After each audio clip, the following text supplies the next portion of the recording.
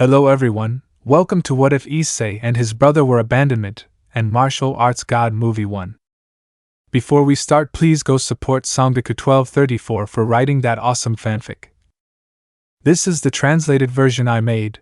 There will be some mistake in character's gender, but of course Issei is a male. Issei and his brother are despised by their family for having no power and they are thrown out into the street.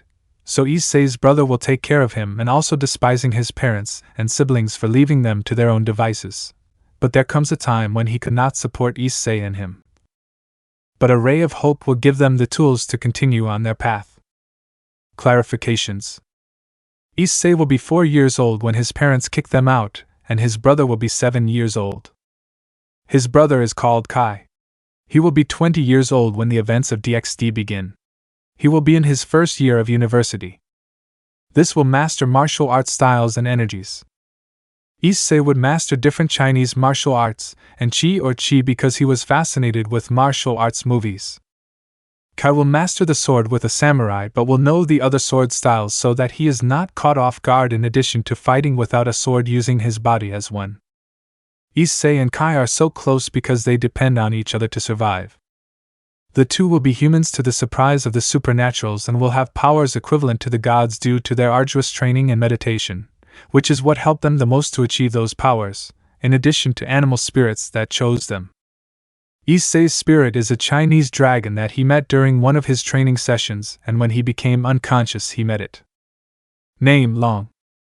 Kai's spirit animal is a turtle that he met while trying to connect with the planet's energy and use it. Name: Mikado. These entities were not considered gods but beings with a wiser conscience, and teachers to guide humans to their maximum potential and protect Mother Earth Gaia. Parents of Issei and Kai. They are the same ones, only younger and linked to the supernatural, in addition to being millionaires for their works in this field. Siblings. Name: Hiroto Hayato. Age: 18 years old.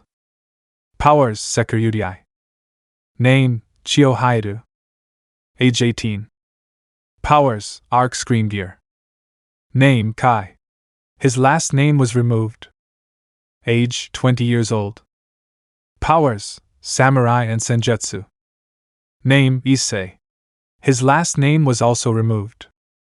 Age: 17 years old. Powers: Chinese martial arts and Qi. Prologue.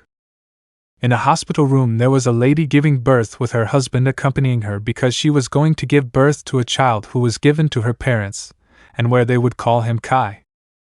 They were happy, but their happiness was soon when they found out that the child had no power, that despite the fact that his parents had magical powers that were compared to a high-class demon. He was gradually despised by his parents, who were not even introduced to the human or supernatural world, and was isolated in his house without interacting with anyone. After 2 years, Mrs. Hayato gave birth to another child who was born with extraordinary power, and from being the Sekyuryudai overshadowing his older brother, that the members of the family as servants viewed the first Hayato with contempt, and the newborn named Hiroto was the adoration of everyone in the house, with what Kai felt sad that no one loved him and even less let him go out to meet anyone. And so another year passed where a girl was born who, to the surprise, also had power equal to her brother. And so the children, they were going to be the new heads of the family, in addition to being taught and trained by the best teachers. In those next 2 years Kai was 4 years old, and his parents scolded him too much for not being like his brothers, thus creating fear in him. The parents were proud of their 2 sons and wanted to give a new child to the family in order to have a strong inheritance. In that, Issei was born, who at birth was taken to their house to see if he was also strong, and left a surprise when they discovered that he had nothing like his brother, who observed everything from a hole in the door of a large room where his grandparents and parents met.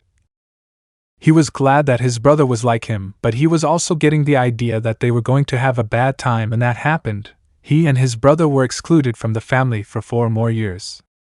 Kai was already 7 years old and Issei was 4 years old. The two helped each other, shared the little food they were given, and the blanket was there to cover themselves from all the cold they suffered, where they were also forced to do chores around the house without anyone helping them despite their young age. Until one day Kai and Issei's parents could not stand them anymore and decided to kick them out of their house at night, and they went to the small room they had, and some butlers took them by force. To get them out, They gave them some worn-out clothes and then left them at the entrance of the mansion, and their parents told them, "Goro, the garbage here is a disgrace to the whole family, and to think that we had them here. I should have put them up for adoption or left them behind. Kai, how can it be like this with us, leaving us alone? But I hope they don't regret it, and they despise us, they will never see us again." He said this to his parents with Issei holding his brother's hand crying, and then he left with his brother. Issei, sniff, where are we going, brother? I'm scared and it's cold because our parents don't love us. Kai, don't worry, Issei, I'm here for you. We'll get out. Don't cry for them. We'll never see them again. It should be noted that Kai has matured too much to be a child. And so they set out on their path without shame, not knowing what they were going to face. With this, they began to live on the streets asking people for money, eating from the garbage or sometimes with food that they gave them, and people looked at them with pity and admiration that the two took care of each other, and to maintain themselves they had to do favors for people to have money in addition to fighting with people who wanted to traffic them. After a while, to his bad luck, Issei became ill and they slept in a wooden house in the forest, but the nurse that Issei had was very serious, and Kai was worried about his brother.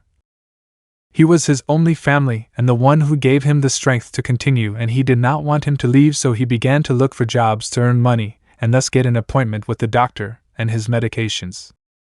With that, he worked as hard as possible and got the consultation to see Issei, and the doctor told him that he had a very serious stomach illness from eating spoiled things and told him that the treatment was very expensive, but he could give him an affordable medicine to keep him alive, but he wouldn't be able to move much, so he was fainting, but the doctor said that he needed surgery if the problem continued. And Kai took Issei to his little house where he told him, "Issei, thanks brother for everything and being a nuisance," I said it very weakly. Kai, no little brother, you are not a bother, you are the only thing that motivates me to continue, please don't die, I need you with me. Crying. Issei, yes brother, and sleeping like that. Kai, sniff, please someone help me, but I know that no one is going to help us, I will have to continue. After this, all the duos were spent looking for a way to earn money and an honest way to feed Issei and give him medicine. After a while he returned home, but then he saw that a girl who was wearing very fine clothes was being kidnapped, and on impulse he went to save her by throwing a rock at the kidnappers' faces and grabbing the girl. Kai, take my hand, we have to run from here. Girl, yes. And so they fled to the forest and hid in a cave. After a while of being searched for, they came out of the cave, and Kai took her to the park to see if anyone was looking for her. And so it was. A car arrived with a butler and a maid getting out of the car. Butler, miss, it's okay here, boy, get away from her. He moved him away, but then another luxury car arrived and a worried purple-haired woman and albino man came out. Maid, Kenji-sama, Nara-sama, what are you doing here? We said that we would look for you because of our mistake. Kenji, it's just that we were worried about my daughter and you guys who came. Besides, Nara wanted to come right away. Nara, my girl, how are you? Nothing happened to you, right? Aki, no mom, this is good, he protected me. Pointing to Kai, who was held by Raiden the butler, and with a hand on the neck by Nozomi the maid. Nara, he was the one who saved you. Aki, yes, he hit each kidnapper with a rock and saved me. Kenji, Raiden and Nozomi leave the child. Raiden, but sir, this kid is carrying a bag of pills, he's probably on drugs. Nozomi, yes sir, this child must be executed. Kenji, I told you about judging someone by their appearance, let him go. And so they let him go. And well, kid, what is your name and what do you have in your bag? Kai, my name is Kai and this bag is for my little brother who is very sick and I need to take them to him. Kenji, nice to meet you, Kai, but what is a child of your age doing at this time, especially with clothes like that? Kai, I work and ask people for money so I can buy something to eat and my little brother's medicine, but things are getting worse and I don't know what to do anymore. My parents kicked us out of our house and left us to our own devices, and I don't want to lose the only thing that gives me the strength to keep going. He was already crying. On the other hand, Nara has her hands over her mouth and is crying, seeing how a child is in such complications at such a young age, and the servants were in disbelief how this child is in such terrible conditions. He arrived crying for what she told, and here he was also crying. Kenji, with a face of shock and rage for what those monsters did to these children, and says, Kai, could you tell me where your brother is? Kai, yes, it's in a house I made out of wood in the forest. Nara, it's coming. Then let's go see your little brother. And so taking them to her almost at these when seeing her were not believing that some children in these conditions and more left them very scared to see how Issei was very bad with a lot of fever. Kenji, ride and check the child please. Raiden, right away, sir. Then we'll start examining it. Kenji, Kai, and don't go to a doctor.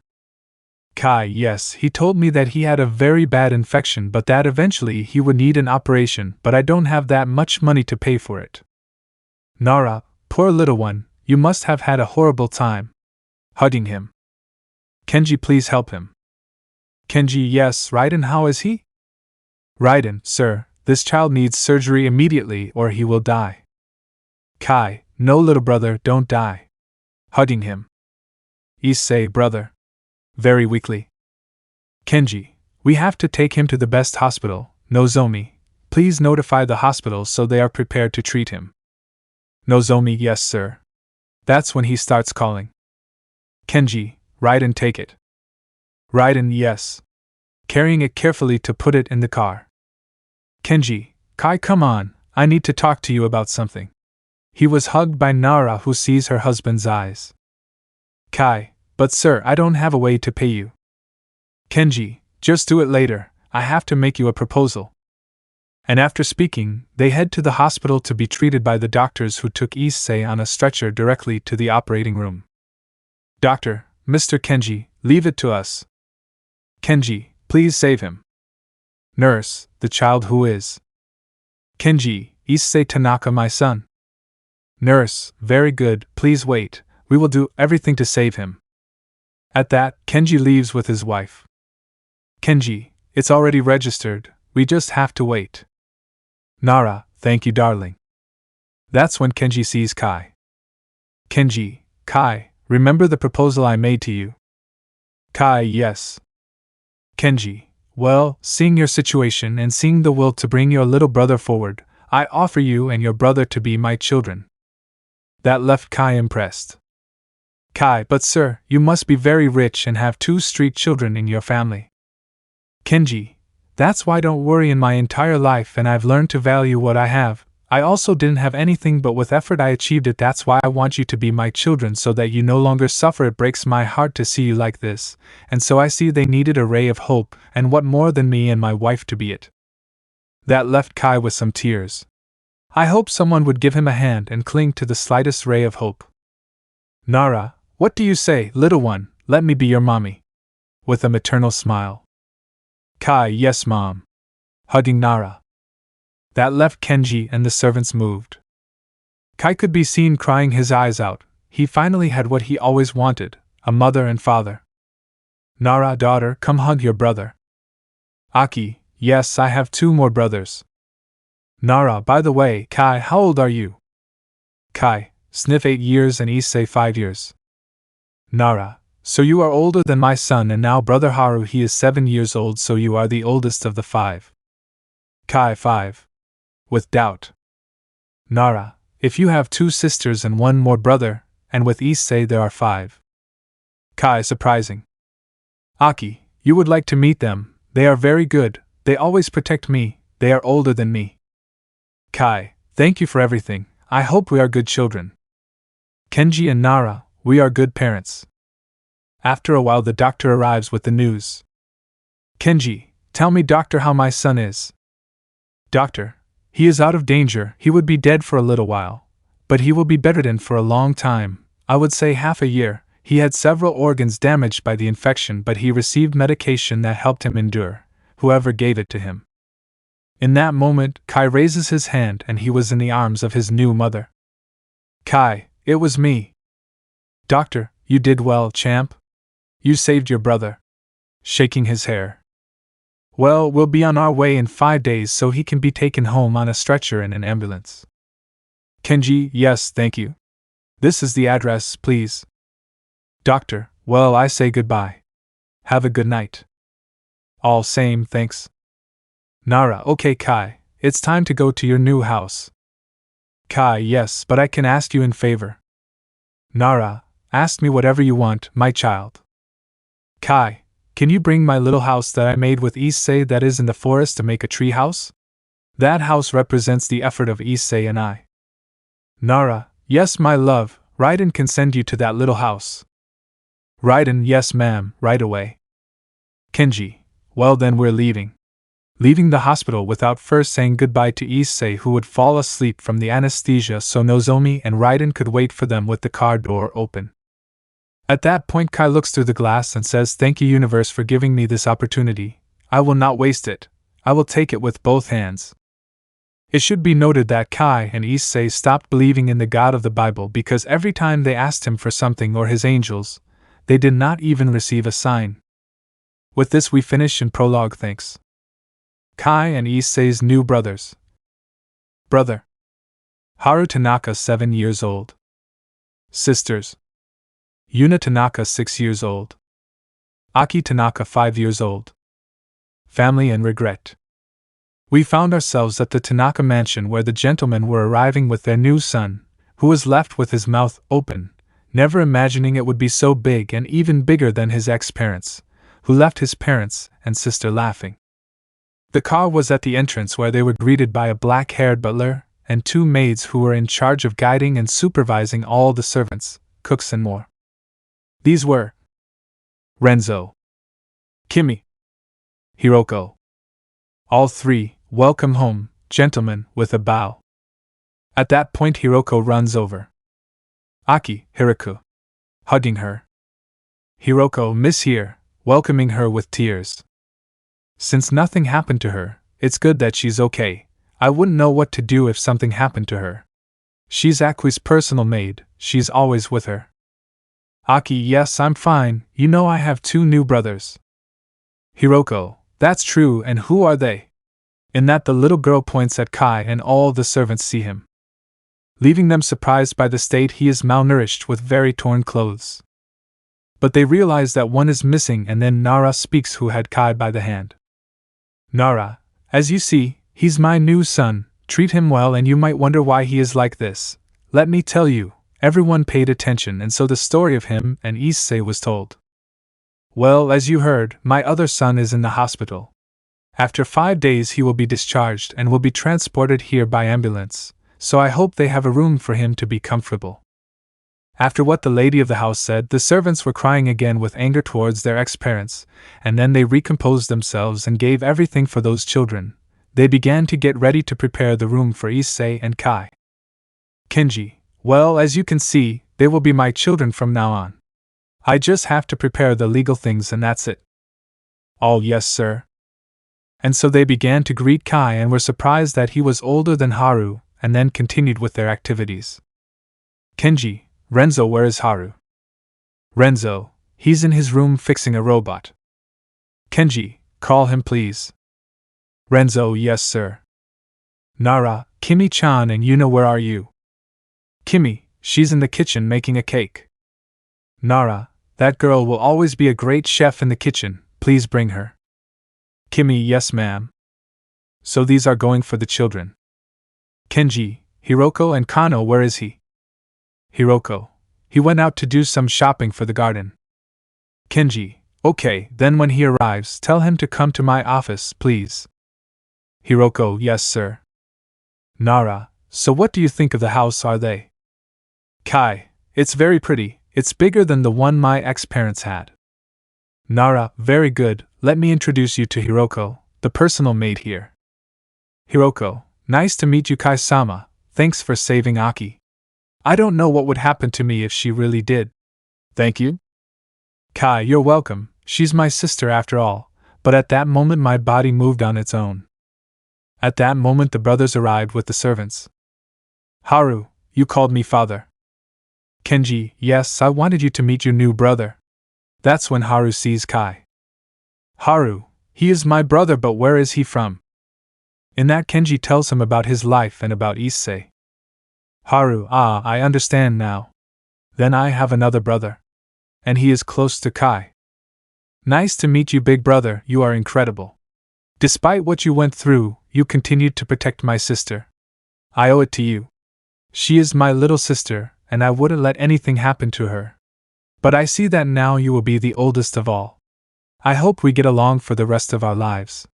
He stretched out his fist.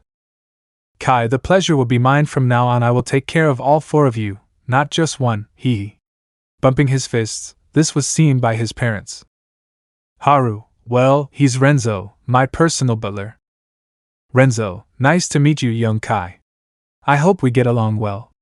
Despite your age, you behaved like a true adult.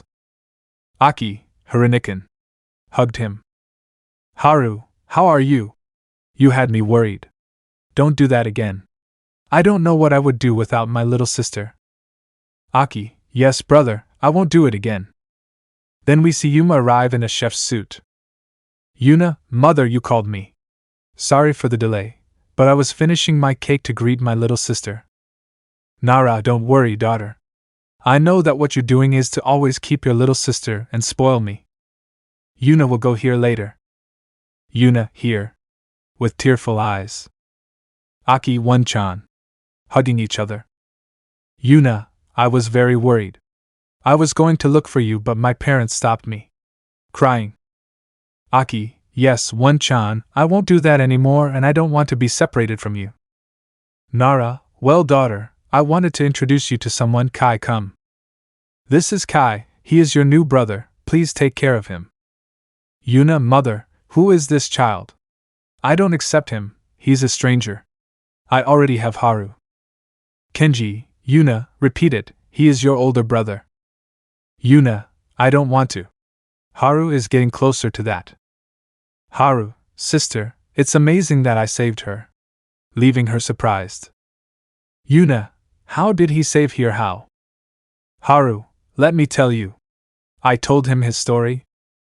Yuna, sorry, me and my big mouth didn't know anything about you, and then I have a little brother who is in the hospital. Kai, you're welcome, it's normal, and Issei is in the hospital, but he will come in 5 days. Yuna, then I have to prepare to give some dishes to my new brother and pamper him. Nara, yes, daughter, you already have someone to prepare your dishes for you. Yuna, yes. Well, let me introduce you to Kimi, she's my personal maid, she's like an older sister. Kimi, nice to meet you. Kai Dano, thanks for bringing Aki back. Kai, the pleasure is mine, and it was nothing. Kenji, well, with everything cleared up, let's go in and prepare for Issei's arrival. All yes. At that time, Kai was bought things like clothes, etc., and told to take a bath and then check his health with the family doctor. He had an illness, but with medication and rest he would heal. To then assign him private teachers to make up for everything he missed at school and guide him in what he wants to study. And the day came when Issei would arrive. Everyone was there to welcome him. Entering the ambulance in which the paramedics were preparing to take Issei down with a nurse behind taking care of him, they opened the door and saw Issei with tubes and his four. He was half conscious due to the medication and the little energy he had. And everyone looked at him, some with surprise, happiness, and others with sadness. Even this poor child had to pay for this. Nurse, okay, we'll bring him back to you safe and sound. He just needs rest, his medication and food. Then we'll come back for his rehabilitation. Have a nice day. Kenji, thank you very much for helping him. Nurse, you're welcome, that's what we're here for. Leaving. Kai is about to arrive. Kai, brother, you're home now. Issei, very weak, turns to him and raises his hand. Issei, brother, I promise you, here I am. With an oxygen mask. Kai, I wanted to introduce you to some people who will take care of us from now on. The Tanaka family, parents and children, are approaching. Nara, my child, how far have you come and suffered, but do not worry, I will take care of you with a lot of love, I am your new mother. With tears and a motherly smile. Leaving, I surprised Issei looking at his brother, and he nodding looking at his new mother and saying, Issei, mom. Raising his hand and crying. He takes this one. Nara, yes they are, your mom is here. Kenji, son, I see you did it, you're a champion. Issei, dad? Kenji, your father is here to protect you. Crying. The brothers get closer. Haru, welcome little brother, I hope to talk to you a lot. Yuna, little brother, I'm your older sister. I hope we get along well and I will cook you many delicious dishes. Aki, Oni-chan, I'm here. I want to play with you when you heal. Issei, thank you. Crying. Nara, you're welcome, son, we'll be here for you, but we have to take you to your room. All servants, welcome Issei-sama. Entering the house, more specifically his room, which looked like a hospital room with everything he needed for his recovery, laying him down on his bed with the maid arranging everything, and after that they left. Kenji, well, it would be better to let him rest. I need you to keep an eye on him, please. He is still delicate. Maids, yes sir. Saying goodbye to Issei, his mother gives him a kiss on her forehead. Nara, rest baby. Leaving. Kenji, well children, from today they will take care of him very well until he can get up. Children, yes dad. Kenji, well then, let's eat and raid. Raiden, yes sir. Kenji, I want you and Kano to come to my office later so I can talk to you about something.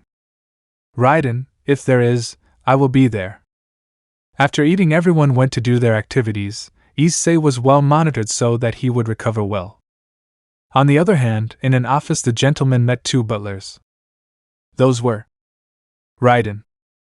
Kano. Kano, sir, why don't I call you? Kenji, as you know, Raiden has already notified you of everything. Kano, yes sir. Kenji, you two have been serving this home for a while now, but you have not played your main role like Renzo does, so I want you and Raiden to take care of Issei as if he were Kai in your lives, please, and that is why Raiden, who is new like Hiroko, I want you to be Issei's personal butler. Raiden, it will be an honor to fulfill the task you entrusted me with, and I will not let you down. Nara, take care of him, he is a child and with his current state he deserves that someone who has more knowledge in medicine look after him. Raiden, yes ma'am. Kenji, well Kano, you are the oldest and best prepared to guide and help the oldest of my children. The job of guiding the oldest is unique because he is the first to face the world. I entrust it to you. I know that as a father it is my job, but I have to guide the company and I need all the support, please. Kano, I have waited for this moment since the day he told me that I would have to reveal my roles as butler. They were not for Haru but for someone else, and that someone appeared, and it is Cadre, everything of my lord. Kenji, thank you very much. Nara, he is already very mature at his young age. I hope you teach him many things and he will be the first one we prepare for what is to come in the future. Kano, yes ma'am, I have such a task. In Kano's mind he thought that the time had finally come, and that his lord was right that he should wait for the right one. Kenji, well that's all, thank you. And the butlers left to start with their papers. Nara, honey, do you think it's time to start revealing the secret of humans to our children? Kenji, little by little they will learn so they can decide their path, and we can help them in any way we can, and their special training will begin when we see that they are ready, and I feel that we will have to wait little. And so time passed where Issei was improving and then completely cured, but his body was very numb from the time spent recovering in bed, and rehabilitation specialists came, all under Raiden's supervision. Over time he was already in perfect condition, only he lacked training. They also brought him teachers to help him recover his student life and enter an academy. The five brothers were very close and liked to spend time with their family more than with strangers when they were taken to luxurious parties, and very conceited and sycophantic boys and girls went. They also met normal children. Those were the ones who took more value because their parents educated them well, and the time came for the much talked about special training which they would immerse themselves in and finish until they reached a certain age. Kai went to university. Hiro to the last year of high school. Yuna 2. Aki and Issei to the second year of high school. That is what their parents called them to do. All, yes parents, here we are. Kenji summoned them to tell him a secret about the world and about humans. They all agreed. Well, in this world there are supernatural beings, they hide among us, but what they don't know is that they are monitored by the big governments around the world, more specifically the UN. These beings have been on this planet since ancient times. That's why they have used humans as their farm for everything, energy, work, etc. That's why I will send them to special training to perfect their skills, and they will leave with their personal servant, and say, but if we are humans, how will we face these beings? And yes, I will tell them that humans hide powers and knowledge further out there. That's why I'll ask each of you how you want your training in what art, and what energy. Kai, you first. Kai, well, when I play I like the life of the samurai, they are impressive, and well, they say in the movies that they can control the energy of nature. Kenji, good choice, then they will go with a great master. Well, this is the direction, and good luck. R. His mother said goodbye to them to tell him to become strong and return with her. Saying goodbye to his brothers and promising them that he will see them again. Retiring with Kano. Kenji, okay, next Yuna. Yuna, yes, father, well, I would like to be a ninja. Every time I play with my brothers I hide well to scare them. Kenji, well then a kunoichi, then I have a contact. Well daughter, I hope you have good luck. Also saying goodbye to everyone. Kenji, Haru please.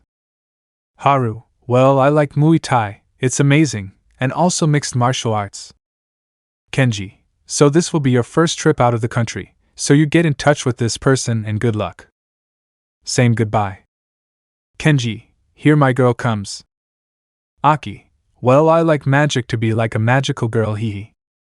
Kenji, magic, then you will go to England, take care little one. Nara, daughter, be strong. And so they left. Kenji, well Issei, you decide. They are. Nara, son, I'm sure you can do it. Issei, yes, I'm ready. Well, what I like most is watching Chinese martial arts and Buddhism, as well as being like Bruce Lee, hee. Kenji, so Bruce Lee, well it's clear you're going to China where Bruce started. Issei, yes, thank you. I won't let you down. Nara, son, you can show that without powers you can do a lot. Issei, yes mother, well see you. Kenji, Raiden, take care of him. Raiden, yes sir. On the way out of his house, Issei looks at it. Issei, I will become strong and no longer carry my weakness. Turning around. It had been 5 years since his departure from the Tanaka children. Elsewhere in a mansion, a conversation was taking place between the parents of Issei's ex-mother and her. From daughter, how are my grandchildren? You only told me about their birth, but I couldn't come because of your father's business, but we already made some space in the agenda. Mickey H, well mother, they are both quite outstanding. You won't believe that Hiroto has the Sekyuti, and we are thinking of joining him with the demonic nobility with which we have a good relationship, the Gremry. And Chio has a bow scream gear and she is very good, she will join the Citri. For X, how good those boys are, really strong, they will have a great future, but where are Kai and Issei? Mickey H, those two pieces of trash are no longer here. Who knows, the earth swallowed them up for not being born without powers, we threw them out on the street.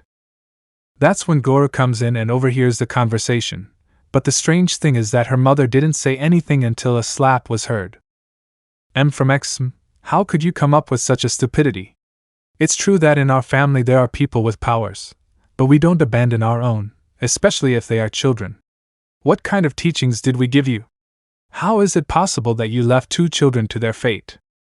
At this very moment, they should already be dead and you and your husband killed them. Let them live with the lesson of seeing 2 children dying and dead. And she walks away angrily. To then see the hider trembling and crying. Mickey H, what did I do? I killed my children, no. Holding his head and crying. Goro, it can't be, I'm the worst father in the world, and the worst thing is that I can't help what I've done. Screaming. Mickey went out to her children's room and there was nothing, just a clean, empty room without any kind of smell or item of clothing. She began to lose the light in her eyes with tears streaming down her face. At that point, the maids saw their masters and they were more than devastated.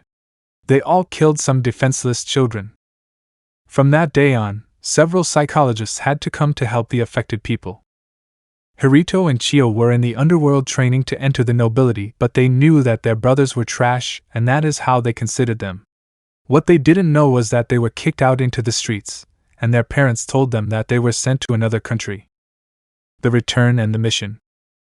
We found ourselves in the Tanaka house where everyone gathered to welcome the children of the lords who had been away for a long time, and who had become full-grown young men and women. At that moment, several cars arrived, 5 in particular, and the personal butlers and maids of each were got out to let the young people out. The first one is Kai. He was already a young man of 20 years old, and those present were surprised to see him. This is where the second oldest son, Haru, aged 19, comes down. Everyone didn't believe that he was Haru. He looked like someone else. His hair was black and his eyes were purple, but the tips of his hair were purple like his mother's. Then Yuna came down, who was already a very beautiful young lady. She was the spitting image of her mother, and was only 18 years old. Everyone saw the lady's reflection and her mother was surprised. Then came the second daughter. The tender one here was already 17 years old. And everyone, seeing her, denied that this young lady was the little girl here, the girl that her brothers protected with their lives and who had whiter hair like her father, with eyes as red as blood. And finally, the child who at one time was struggling between life and death, who cared for day and night so that he could continue with his normal life, and that was 17-year-old Issei. He looked very mature and wise at the same time. They wondered how the child they cared for so much became this young man. He seemed like a combination of his Japanese roots, but with a Chinese touch, and without missing his brown hair and his honey-colored eyes. All servants, welcome young men. With a bow. Kenji, son, I see that time you have done your job, but welcome. The one who couldn't believe it was his mother, who couldn't stop crying when she saw her children, all so young, with their hands in their mouths. Nara, my babies, welcome home. They are what I wanted most, some handsome young men and beautiful young ladies. Children, we are at home. Mother and father, thank you for letting us return home. Kenji, you're welcome. You know that this will be your home, but well, let's go to my office to talk in private and for your mother to pamper you. She made an effort to prepare your dessert upon your arrival. Children, yes, father. At that point, Nara takes his 2 girls and some young ladies by the hands and they accept. Already in the office the Tanaka family was complete. The members who had been involved in a special training for something that their father would tell them, and which is linked to it, arrived. Kenji, well, first of all I'm glad to see you safe and sound. Your mother was praying every day and begging the stars to take care of you. Nara, my children didn't know how much I missed them, especially since I didn't see them grow up and see how they became who they are now. She was worried and even cried. She said this while standing in the middle of her girls, hugging them. Kenji, on the other hand, Kano, Renzo, Kimi, Hiroko and Raiden, thank you for taking care of them. They are the most precious thing we have. The servants, it was nothing, sir. Kano, in fact, it was a wonderful experience to meet them and live with them. It was surprising to learn about their ways of thinking, but we all came to the conclusion that these young people are extraordinary. Kenji, good, but more importantly you have already spoken to each other, son. Children, no, father. Kai, seeing you brothers, they look great. They look like models straight out of a magazine. Yuna, Juju, you're not bad either, brother, and here my little sister is just as beautiful as mother and I. Aki, One-chan, I've already grown up and you look like my mother from head to toe, with the exception that you are playful and my mother is more concerned. Nara, I'm not like that, it's just that I love you so much that I would give my life to save you, but I see that now I'll be the one who's being taken care of. But Issei and Haru, how are you? I see that you're quieter. Haru, it's not just that I miss seeing them, this moment is unique. Issei, yes, mother, it's special, getting together again is splendid.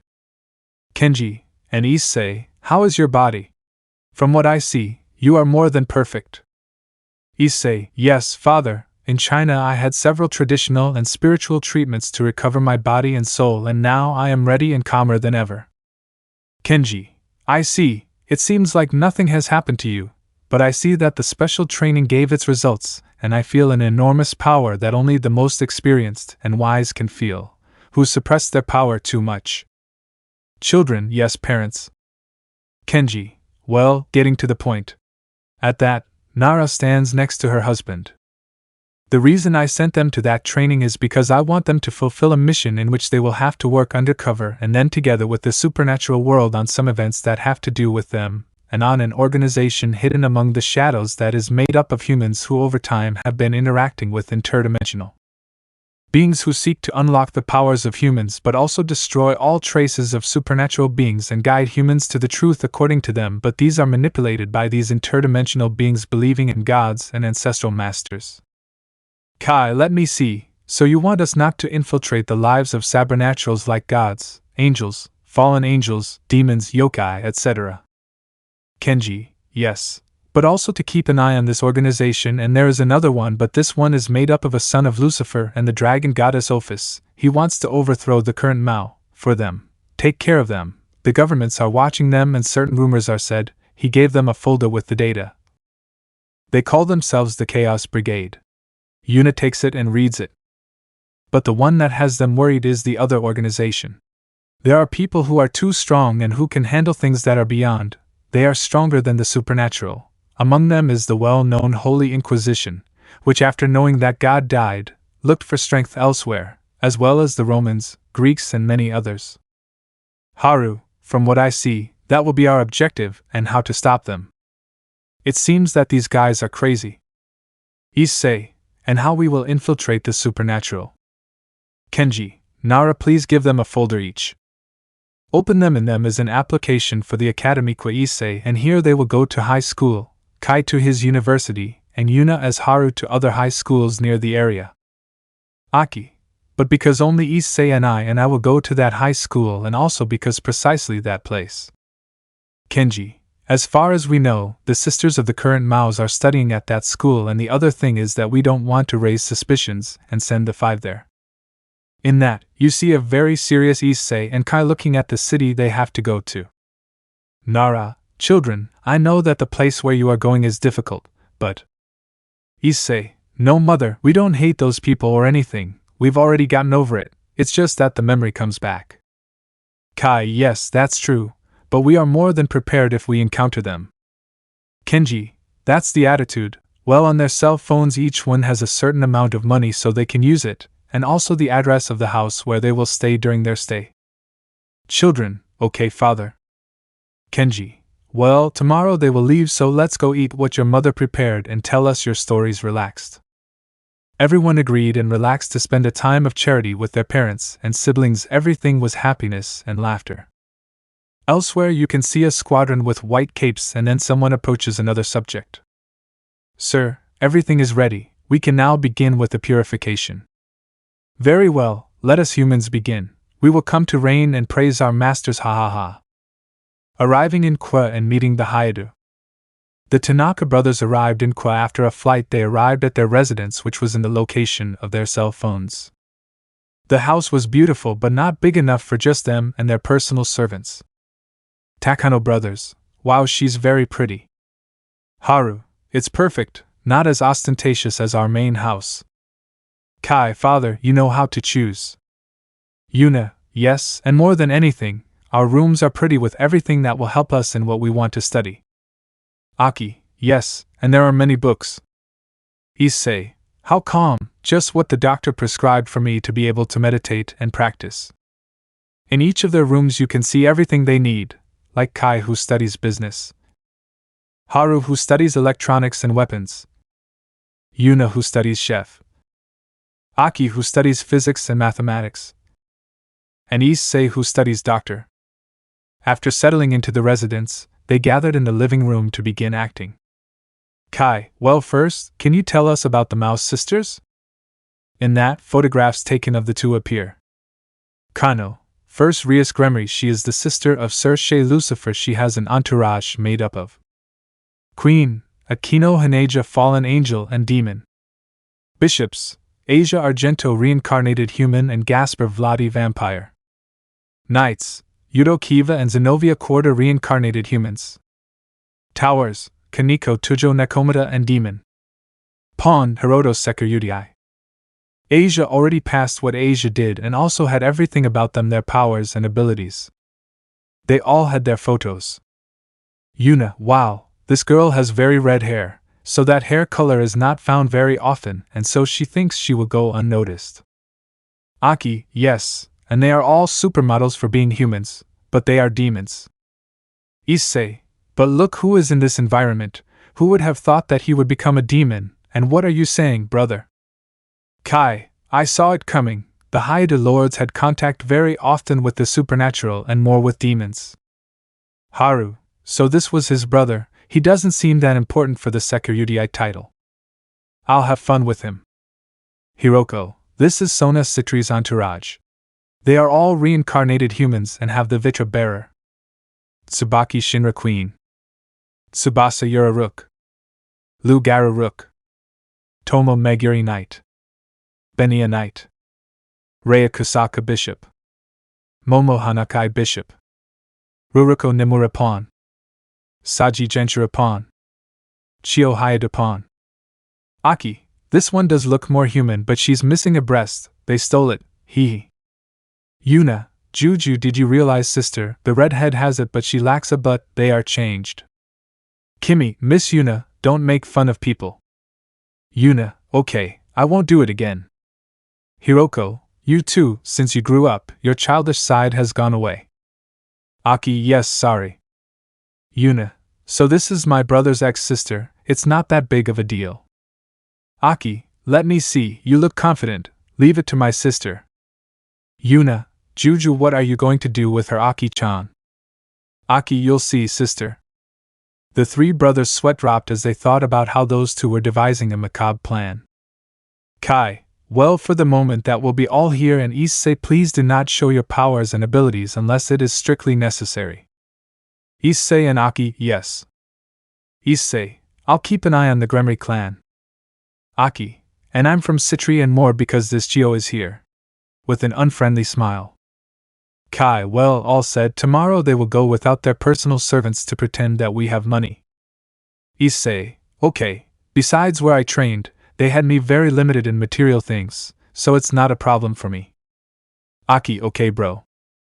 Yuna, take care of yourself here. Issei takes care of her. I know you're the strongest, seeing as you're the best of all. Issei, don't worry, I won't let anyone touch her. Aki, I can take care of myself, but thanks, brother. Kai, well, let's get ready for tomorrow. Yuna, I'll prepare a feast for everyone. Help me here. Aki, yes, sister, I want to see what new things you learned. And so they spent some time preparing for tomorrow. The morning arrived and the brothers were already at the entrance saying goodbye to their personal servants and walking in different directions. Aki and Issei were arriving at Kwa High School. Upon arrival, the students were stunned by the beauty they saw. The two thought if they were a couple or something because it was possible that they would compete with the most popular at the academy and win. On the one hand, Aki was well proportioned but at the same time exercised, and Issei looked like he was Chinese but at the same time well worked out in body and conveyed an air of absolute tranquility. Aki, I feel weird that they look at me like that and your brother. Issei, don't pay attention, it's just the physical attractiveness that attracts them. The important thing in everything is you on the inside, and that will be reflected on the outside. Aki, whoa bro, go to China, I'll change you now, you look like a very experienced wise man or teacher. Issei, yes, and you think it was very good for me, but well, let's go to the director's room to see our room. Aki, yes brother. And so they arrived at their classroom where their father put them together. They knocked on the door, and he came out. Teacher, oh, you are the new students, leave the boys alone and come in to introduce yourself. Both okay. In the classroom, they were talking about a girl and a boy who were competing with Rias, Akeno, and Yuto. Teacher, okay, young people, today 2 new students will join us. Welcome. Come in. And as they passed, a girl with snow-white hair and piercing red eyes and a very calm, Chinese-looking boy could be seen. The whole classroom erupted in screams. Even the neighboring classrooms came out to see why it was. Girl X, it can't be, they look like angels descended to earth. Boy X, you see that girl surpasses Rias and Akeno-senpai. Boy and, if she has the body of a goddess. Teacher, okay, silence, first you introduce yourself and your classmates ask you something. Aki, my name is Aki Takano. I like reading, nature, and my sister's cooking. Oh, and playing the piano. Nice to meet you. Issei, my name is Issei Takano. I like meditation, peace, and helping others in any way I can if it is for the common good. Nice to meet you. Someone who was behind a brown-haired boy remembered who he was and shouted at him. Hiroto, bastard, what are you doing here and how did you end up in this school? Asia, Hiroto-kun, sit down as a teacher this week. Teacher, young Hiroto, do not shout in the classroom and you, young Issei, know it. Issei, I don't know who they call you, but that Issei you're talking about isn't me. There are many who could have my name. Sorry if I brought up a poorly remembered event in your life. Hiroto, sorry. Sitting down. Teacher, okay, questions. Girl, and I have two of you are brothers and if you have a relationship with someone. Aki, well, for me, we are brothers and I have a boyfriend. Issei, well, me too, but it's far from here. Girlie, why do you have a Chinese air? Issei, my parents sent me to study in that country and I returned after a long time. Teacher, okay, please sit down. Wheel. Start class. And so the hours passed until the break. The Takano brothers were under a tree eating their food that their sister prepared for them. Issei in the lotus position and his sister crouched with a blanket underneath. Issei, sister, I didn't know you already had a boyfriend. Aki, yes, I met him in England. He's a good guy. He always takes care of me. He doesn't care about money. He works in a cafe. I was wondering if he could come to visit me in a few months and meet you. But what about your brother? Someone already caught your chicken heart. Issei, yes, I met her in China. She was fishing and I saw her practicing with a spear and that's where it all happened. But your boyfriend knows about your powers and everything else. Aki, he told me he would keep the secret. He is also into magic, but he practices fencing as a knight. Issei, it's better that you don't tell Kai, otherwise he'll be encouraged to ask for a duel since he's a samurai and the knights have a rivalry to see who handles the sword. Aki, ya better not, but bro you felt it right someone is watching us. Issei, yes, and from what I see it's been going on for quite some time. It seems like everything has already started, it will get hectic from today on. Aki, yes, well brother, we did our best to look like normal humans, but I think they already felt my power, especially since demons are more closely linked to magic. Issei, yes, and no one uses chi in the supernatural world. Aki, no brother, that energy that you dominate is impossible for any of these beings to dominate it. It has to be strictly a human, or the well-named Son Goku from Chinese mythology who was created from this, but from what they say he is losing this affinity because he is using magic more than chi.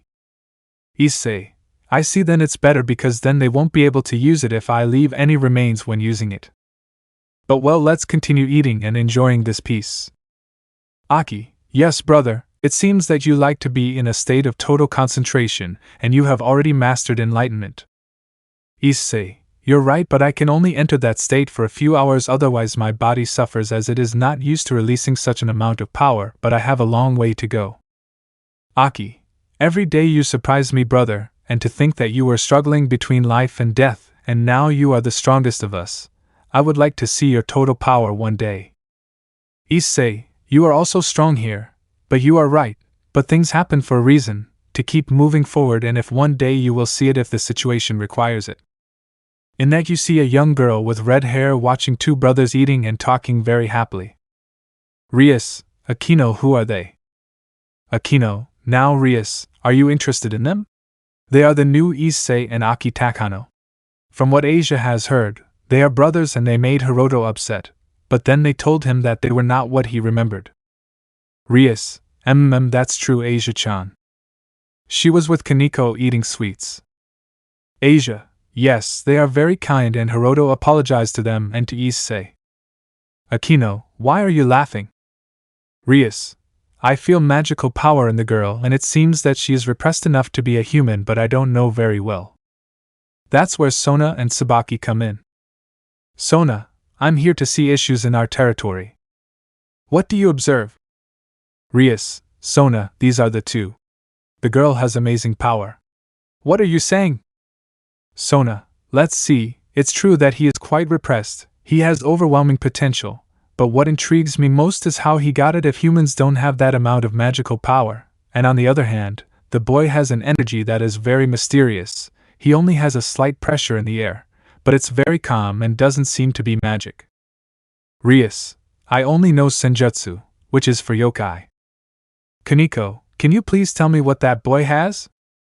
Kaneko, she concentrates and doesn't know what it is. I don't know Rias One-sama, I just know that it's not senjutsu, it's very mysterious. Rias, I'll have to ask my brother, but I have to ask them if they want to join my peerage, they're interesting. At that moment Yuto and Hiroto arrive. Ah Yuto, just in time, I want you to call those two to the club, I want to propose to them if they want to enter my peerage. Sona Rias, that's unfair. I want one, I'll come to propose to you too. Rias, oh that's okay. And so recess ends and classes begin again. After classes, the students were going home, but in the hallway, some girls are heard screaming, and in that moment, Yuto, the prince of the academy, enters. Girls, it's Yuto who's acting like the prince in this room. Yuto addresses Issei and Aki, who are talking on the phone with their sister Yuna until they are interrupted. Yuto, Issei-san and Aki-san, could you accompany me to the occult club? President Rias is calling you. Issei, okay, we follow you. Here we go. Aki, okay. Sister, did you hear that? Yuna, please be careful, see you later. And so they headed to the club. When Yuto arrived, he knocked on the door and someone told them to come in. When they entered, they met many people. It was the two entourages and their mistresses. Rias, welcome, please sit down. I called you to ask you something and make you a proposal. Aki, okay, and what will that proposal be? Sona, well, as you know, we brought you here to tell you if you believe in the supernatural. Both, of course. That left everyone with surprised faces. Rias, well, it will be easier to explain, well, we are demons. At that, everyone took out their demon wings. Aki, I see that this school is full of demons. Issei, yes, that's what I see. Rias, wow, they weren't surprised, but well, the proposal is that if you want to become demons, because I saw a very unusual power in you and more in you here, you have a very high magical power. Aki, well, we are here first to study, and second, we are not interested in being demons because if we do, our powers would be lost, and third, we will not get involved in their world. Rias, but being a demon has its advantages, you will be almost eternal and you can have everything you want. Issei, Miss Rias, you don't understand. We don't want to be. Humans still have things to discover, and death only helps us continue to evolve, and it's not the end. Rias, but we can be allies or something. Sona, as Rias says, they can be stronger if they are demons. Aki, no thanks. That's what Chio is talking about. Chio, you are an idiot. Being a demon brings things that I as a human could not do, and what are you going to do with that weak body? Your beauty will go down the drain and I will have youth for much longer. Aki, I don't mean to offend you, but who am I asking you? Issei, sister, calm down. He says this calmly because the atmosphere was already hostile. Lady, please don't offend my sister. Hiroto, you should shut up, you bastard, leave your family alone. You told me that it's not you, but I know that you're the useless one, just like the idiot my older brother, and they left my mother in a very bad state. Issei, I already told you I'm not that brother you say, and I'll tell you why we don't want to be demons, and it's because my sister alone can handle all of you if I can. Rias, how could it be possible? It's okay to repress their powers, but to surpass all of us. Sona, Rias is right and she alone is impossible. Issei, I warned you here, you can release a little of your power please without destroying anything. Aki, okay. In that she begins to close her eyes and a white aura begins to come out, beginning to scare those present except Isay. This was felt by Rias and Sona's brothers, who worried that this power was beginning to reach them. And they called their sisters. Issei, what's going on? Rias, she's a girl who is letting her power out. Issei, what is to be is. Rias, a human. Issei, how is that possible if humans can have this power? Rias, I don't know, but he's stronger than all of us. Sir Shay, let me finish something and I'll go. Cutting off communication. In the club, a gem was seen coming out of Hiroto's forearm and speaking. Drake, I have never seen a human grow this power. Hiroto, Drake, this is a lie, no. Drake, no, this girl has greater power than yours. With the armor, be careful. We don't know what else she can do. Hiroto, okay. Issei, here, please stop expelling your power. At that point, Aki stops expelling and everything starts to return to normal. Aki, ugh, I had to stop saying it right away, sorry bro. Issei, don't worry, everything was coldly calculated. Well, that's proof that you don't need to be anything else and change who you are to reach new horizons. Aki, I think that makes it clear to you, right? Referring to Chio, who was sitting on the floor and surprised. Rias, how is it possible that you have so much power? You are at the level of a high-class demon, starting to reach Mao. Sona, it's true, this is something else. Aki, well, with all this we leave. There is one more thing, don't bother us and more so you pointing at Chio. Rias, wait, reconsider. Issei, there's nothing to reconsider, Miss Rias, it's better to leave things as they are. Well, later. So, leaving the building. Aki, bro, it was good, do you think they will leave us alone? Issei, for a while, but let's not let our guard down. Aki, okay bro. Issei, we better go home. So heading home. What will happen next now that they felt the power of one of the brothers? Brothers from the strongest to the weakest in quotation marks. Issei. Kai. Haru. Yuna. Aki. Yakitori and Kokabil. We found ourselves at the Takano brothers' house, more specifically in the living room, where they were talking about what happened on the first day to Aki and Issei. Kai, so they invited them to be demons. This is getting pretty hot. I thought it would take them a while to realize it, but I see they're not that stupid. Thanks, Kano. I have served him coffee. Yuna, more than anything, how dare that hitch talk to me like that here? Issei, sister vocabulary. Yuna, but Issei, how can I not get angry if I belittle her? Just let me have her in front of me and I'll chop her up juju with a sour face. Aki, I've already made it clear to you that you shouldn't cross the line with me. Haru, and if not, your power was felt, I thought they had already gotten into trouble. Issei, your calm brother, from what I saw they are intelligent, but at the moment seeing how they were alert, and if they wanted to fight they had a lot of opening points that just using basic techniques you would knock them out. They are very confident in their power but they lack a lot of experience and a good teacher. Kai, so you are newbies, well keep doing it and if they call you again go but without causing damage. Issei and Aki, okay. Kai, good, and Issei the Hayate recognized you. Issei, just by my name, but I told him it wasn't me because there may be many who have my name, but he's getting an idea and I think it won't be long until they know it's me. Kai, excellent, keep doing it because tomorrow will be a new day so we are going to do our homework and go to sleep. And so everyone went to sleep for tomorrow. The next day the Takano brothers went to their schools. Issei and Aki were already arriving and they went to classes normally where Issei and Aki were very intelligent. Not for nothing they are the most intelligent of the Takano brothers. They always spend their time reading whether at school or at home. Classes were over and they were already leaving until they heard shouts and whistles because the one coming into the classroom was none other than Akeno Hyunjima. The brothers already had an idea and just sighed. Akeno, hello, how are you? I came for you because the president wants your presence. The resigned brothers followed her, and after arriving they were in front of Rias. Aki, you're a little bit Nesian, don't you think? Rias, it's just that you guys are very strong and I can't let you go. Issei, we already told you that we would not join your peerage. Rias, but they can be allies and besides, you haven't come from anything and that intrigues me and… But in that she was interrupted by a not very desired magic circle. Akeno, Phoenix TCH. Then a blonde man about Kai's age and a white-haired maid come out. Raisin, Rias my love, I have come for you to marry us. Then all the nobility of Rias enters.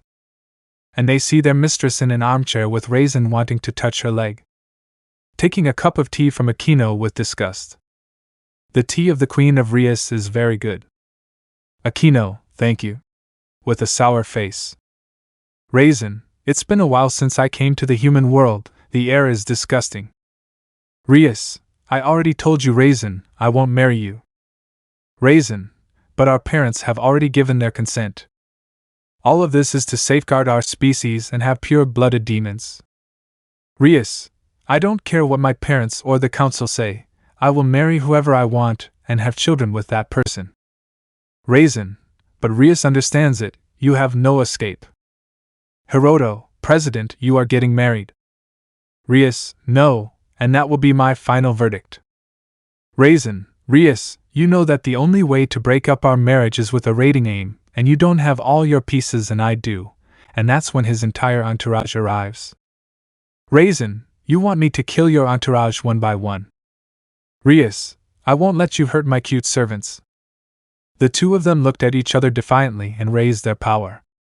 Griffia, Miss Rias, and her brother Raisin had planned this, so they organized a raiding aim so they can resolve their differences. Hiroto, damn you, how dare you use the president as a baby incubator? All of this was seen by the Tanaka brothers. Raisin, you must be the security. I heard you want a harem. But look. Yubelina comes over, then he approaches her and licks her ear and grabs her breast. You'll never have this. Hiroto, wretched.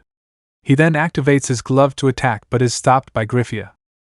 Griffia, stop both of you or I'll have to use force. Raisin, let the strongest queen say it, it's worth it. I'm not getting involved.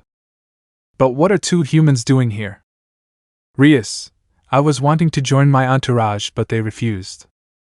Raisin, oh I see, hey baby, don't you want to join my entourage? Aki, not even in your dreams, womanizer. Raisin, who are you calling a womanizer? I am the great phoenix, and I will not let a human disrespect me. I will take you by force. Wanting to take him here, but then a hand grabs him with great force. Issei, please don't touch my sister too calmly. Raisin, let me go, you dirty human. Breaking free from the hold. I will teach you manners, and that fire comes out of his hand to attack Issei. Griffia, Mr. Raisin, we must strictly kill humans, otherwise your family will receive punishment. Raisin, just one hit, this won't kill him. She was going to attack Issei. Everyone was worried that she could kill him because they had never seen Issei's power here and they knew that she could defend herself but Issei couldn't. When Raisin was about to attack, some very fast blows that even the demons did not see were dealt to Raisin, who was thrown into the wall, leaving everyone in shock how a human could move like that. Even Griffia could not see, and that is the strongest queen of the underworld. Griffia, in his thoughts, how could he hit him at that speed with minimal response time if a human can't match the speed of a high-class demon? Even for me, I couldn't see anything. If I were to recover them, I don't know what would happen. After everyone came out of shock, you can see Raisin very hurt and beginning to regenerate possible fractures. Raisin, damn, how could you hit me? But it was of no use to you. I have already regenerated, that is the quality of my family. But now I am going to kill you. But what I didn't tell you is that Raisin couldn't use his flames, leaving everyone with doubts and surprised. Raisin, what's happening? I can't use my curse fire that you did to me. Issei, what I did was hit your energy points with great precision, and you won't be able to use your powers for a whole day. I didn't hit you to take them away, just momentarily, and I hope you don't want to touch my sister again. I said calmly. Griffia, Mr. Raisin, calm down, otherwise I will hold you back and you will be punished right now. Young man, forgive the inconvenience, but how could you do that? You are truly human. Issei, no problem, and yes, I am human, but don't underestimate us, and I think you realized it. Griffia, I'm sorry, well, we're leaving. Raisin, damn, I want you to be in the rata game to kill you with my own hands. Issei, I'm sorry, but you'll be left wanting because I don't belong to the demons.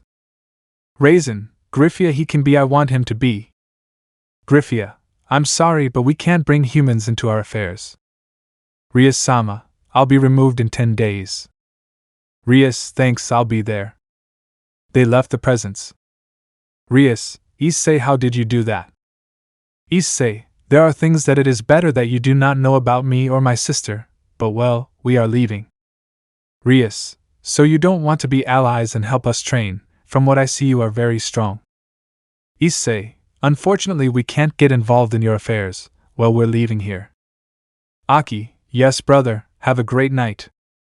Leaving those present stupefied, the events of the training and the battle with Raisin took place, where they lost due to traps made by the council and Rias had to marry Raisin. Then Hiroto went to the rescue, where he had to give his arm to Drake to become stronger and save Rias, where he succeeded and rescued her. Where in the meeting room is Sir Issei, Seraphil, Sona, the parents of Rias. Sir Issei, well little sister, you are free and I think the security will be your new fiancé. Are you okay with that? Rias, yes brother, thank you. Seraphil, good for you Rias-chan. Sir Issei, now, who was the young man who made Raisin like that? Rias, his name is Issei and I told you when you felt an enormous power. Sir Issei, yes it was his. Rias, not from her sister, she watches as she shows her a video of how Aki released her power, leaving the Maos and Rias's parents surprised. Sir Issei, how is it possible for a human to have such power, and it was increasing? Rias, I don't know, but the strangest thing is that Issei felt that it was an unknown power. He didn't have scream gear or senjutsu like Kaneko told me, and more so because for humans it is difficult to master, and more so when he hit Raisin with surprising speed we didn't see it, and he said that he attacked his pressure points very precisely. Asia, this one can say something. Rias, go ahead Asia. Asia, here she commented that she liked to eat her sister's food.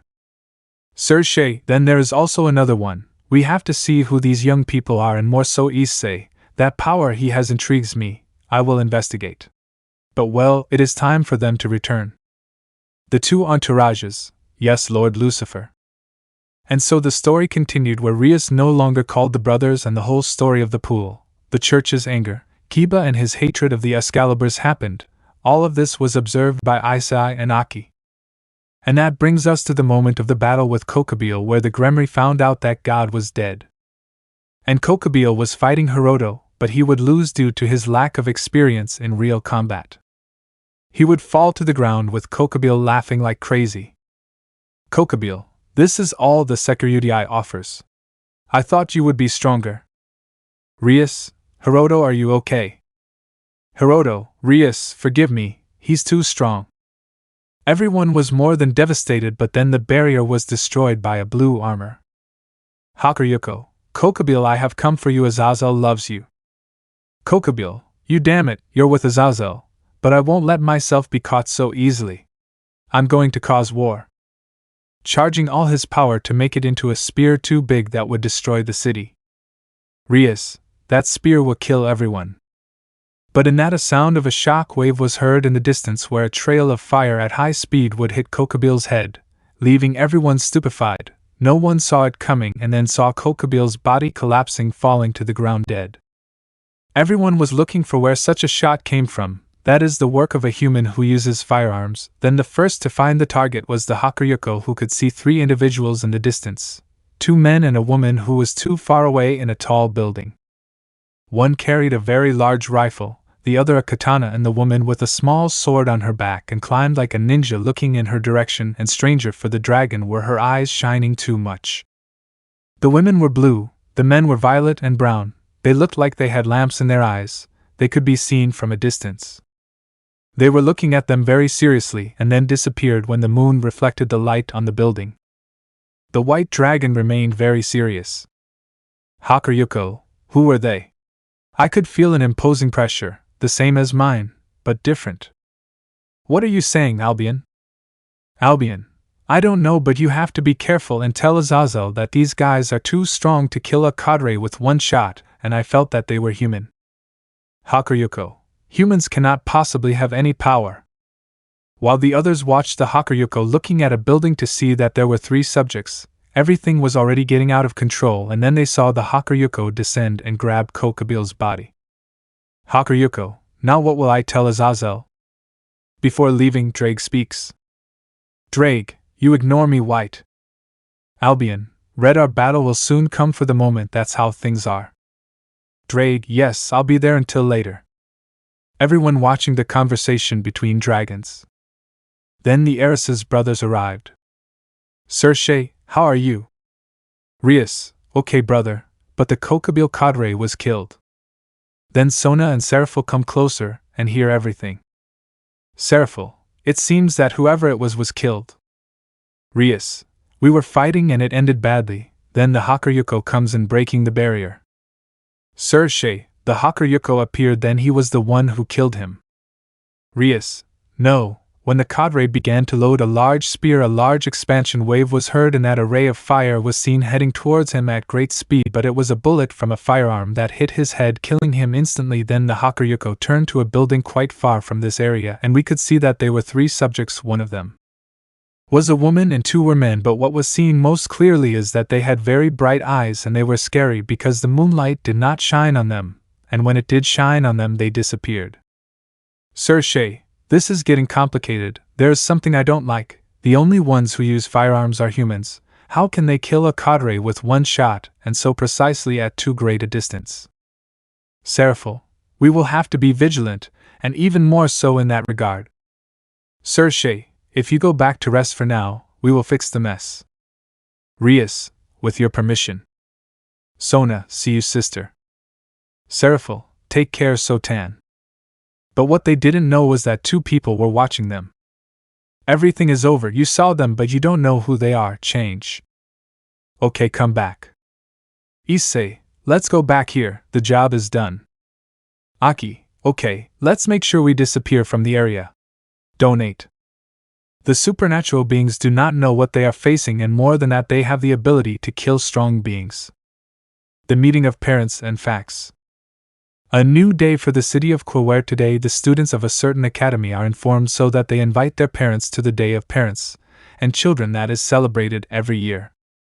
Some were with fear faces, others with shame, etc. While Issei and Aki finished their classes to go home, but what caught the most attention was that a new girl came to join them. They saw that girl in the attack on Kokabile, and they got the idea that she was a new servant of Rias. After arriving home, they were welcomed by their brothers. Yuna, welcome, how did it go? Issei, calm down. Aki, okay. Oh, tomorrow is Parents and Children's Day, and we were going to tell our parents. Yuna, well, it doesn't happen at my school because it looks more like a huge kitchen than a school. Then he calls home on the phone. Nara, well, who's talking? Aki, mother. Nara, my girl, what is offered to you?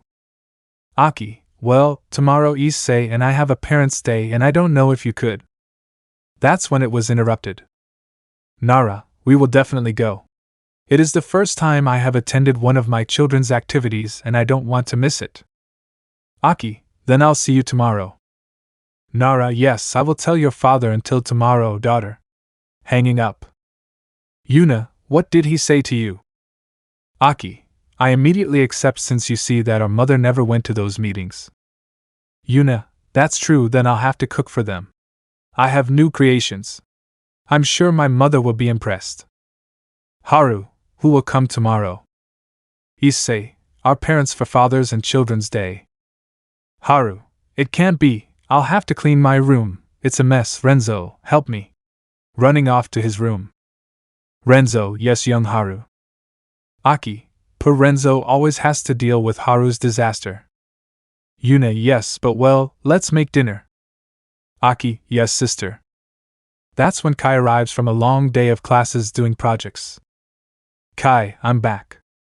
Issei, welcome brother. Kai, and where are the others? Issei, Aki and Yuna preparing dinner and Haru cleaning his room because Dad and Mom are coming tomorrow. Kai, and that's why. Issei, Father and Son Day. Kai, oh, I see. Well, I guess they will stay. Issei, it's most likely. With that night passed and tomorrow they went to meet their parents. The next day Issei and Aki arrived at school to take their first classes before their parents arrived. After the break, the parents were arriving, some happy, others nervous that they wouldn't be made a fool of. When a bus arrived, a woman with brown hair and a man with the same hair got out. Who were the parents of Hiroto and Chio? Hiroto, thank you for coming, parents. Chio, mother, father, it's a pleasure to see you here at the academy. Maki, children, I expect extraordinary things from you, take us to your classroom. Goru, don't discredit the family, let's go.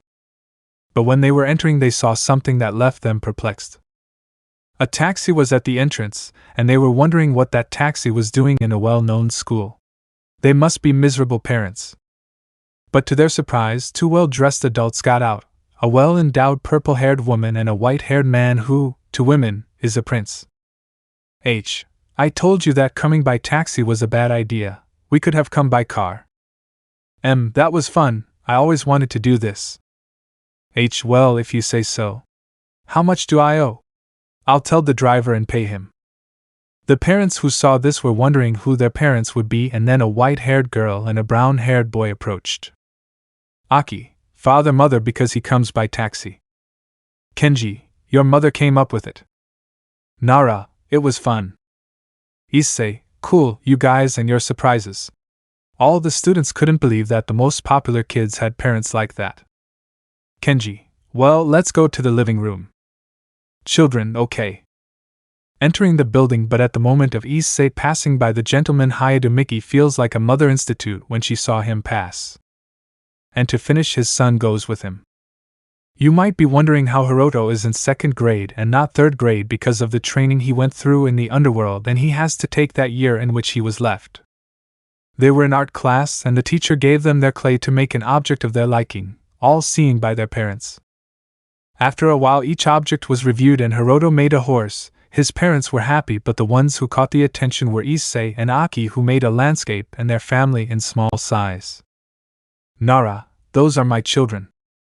Kenji, that's how Issei and Aki do it. When Maki said that name, she was left with some tears and looked at Issei. Goru, what's up, Maki? Maki, he is my child, I'm sorry, my mother's instinct tells me so. Goru, but we don't know if it's Issei, it could be someone else. Maki, I know what my heart tells me, he has a brown veil and his honey eyes. Goru looks at him closely and is surprised that he is one of his sons that he sent to the street because of his hunger for power. They promise to talk to him later, they can't leave him. Later, at the exit, you can see Aki and her mother sitting with the clay objects on a school bench and Issei and his father standing facing each other. Nara, they are very pretty, I will send them to make a little glass box to put in the house. Aki, you don't think it's a lot, Mom? Nara, it is not at all a job done by you from school, and the first one is needed at home. Kenji, well, let's go to his house. Let me call the driver. Nara, we will go on foot, it will be a unique moment, you who say daughter. Aki, it's fine with me. Kenji, I can't beat you, let's go then.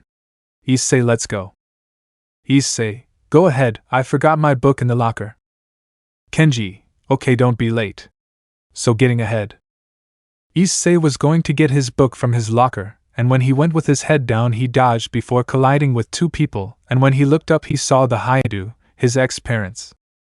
Maki, Issei son, please can we talk? With the weeping ones? Goru, son, allow us to talk to you. Issei, oh, I knew this would happen. In the past, Mr. Hayadu? That left them both devastated because he didn't refer to them as parents. Maki, Issei, how much have you grown? You are already a man, how are you? Issei, well, thanks to the grain that I have to leave. Goru, please forgive us and return to your brother where he is. Maki, if we promise to no longer be those parents who made them, I regret every day what I did. Please, son, come with us and go home to give them that motherly affection that I didn't give them. Issei, look, that's not going to be possible, and it's not that I hate them but that they are no longer those pillars that I needed. As you can see, I already have a family and so I'm at peace. Maki, I don't refuse to lose them again, no more. Issei, look, Mrs. Hayadu, since that day my brother and I have been through very horrible things from living and eating off the street. This left both Hayadu devastated. Then I got sick with a very strong infection, and we had no money to treat my illness with what we had from people's souls. I felt bedridden and my brother got a job as a dishwasher to have for a consultation. He took me and diagnosed me with a serious stomach infection that needed very expensive surgery to survive. But this was too expensive and my brother was prescribed medicine to keep me alive until I began to lose consciousness little by little. My brother would not know what to do until my parents appeared and did not adopt me, took me to a hospital to have surgery immediately or else I would die in a couple of hours. Mickey heard that and began to cry as much as she could, as well as Gora. After I had surgery, the doctors told my father that the infection was spreading to my vital organs and the price was that my recovery would take more than half a year. Bedridden and unable to move, only eating processed foods and 4 drips with other tubes connected to my body and oxygen. Then I had to have rehabilitation to be able to move again. It took me another half year to be able to stand and move my limbs normally, but I had to be very thin due to lack of exercise. And look at me standing here healthy, all because of those 2 good people who welcomed us when we needed them most. They were there. But I can only say on behalf of my brother and I, thank you for bringing us into the world, because that gave us the opportunity to meet the beautiful family that we have, and this is goodbye. I give you some advice: take care of and look after your children, they are what I longed for. Thus retreating, leaving the Haida devastated, they made the worst mistake of their lives and life gave them their reward, but despite everything they did to them, they do not hate them. Maki, forgive me, Issei and Kai, I never deserved to be your mother and I lost you forever. Crying. Goro, in my youth I promised to take care of and watch over my children no matter what they had. I didn't want to be like my father, but I became what I would never be and even took it to a higher level. Crying as much as I could. At that precise moment Hiroto and Chio arrive and see them crying. Chio, mother, what happened to them? Her mother hugs her. Hiroto, father, why are they like this? He hugs him too. Maki, daughter, I am the worst mother in the world. Goro's son, I'm garbage. They didn't understand anything. They couldn't calm them down until Rias arrived and saw his inconsolable in-laws and called his father and brother. Sudikus, what happened to them? Rias, I don't know, Hiroto. Hiroto, we found them like this, please help me take them to my house.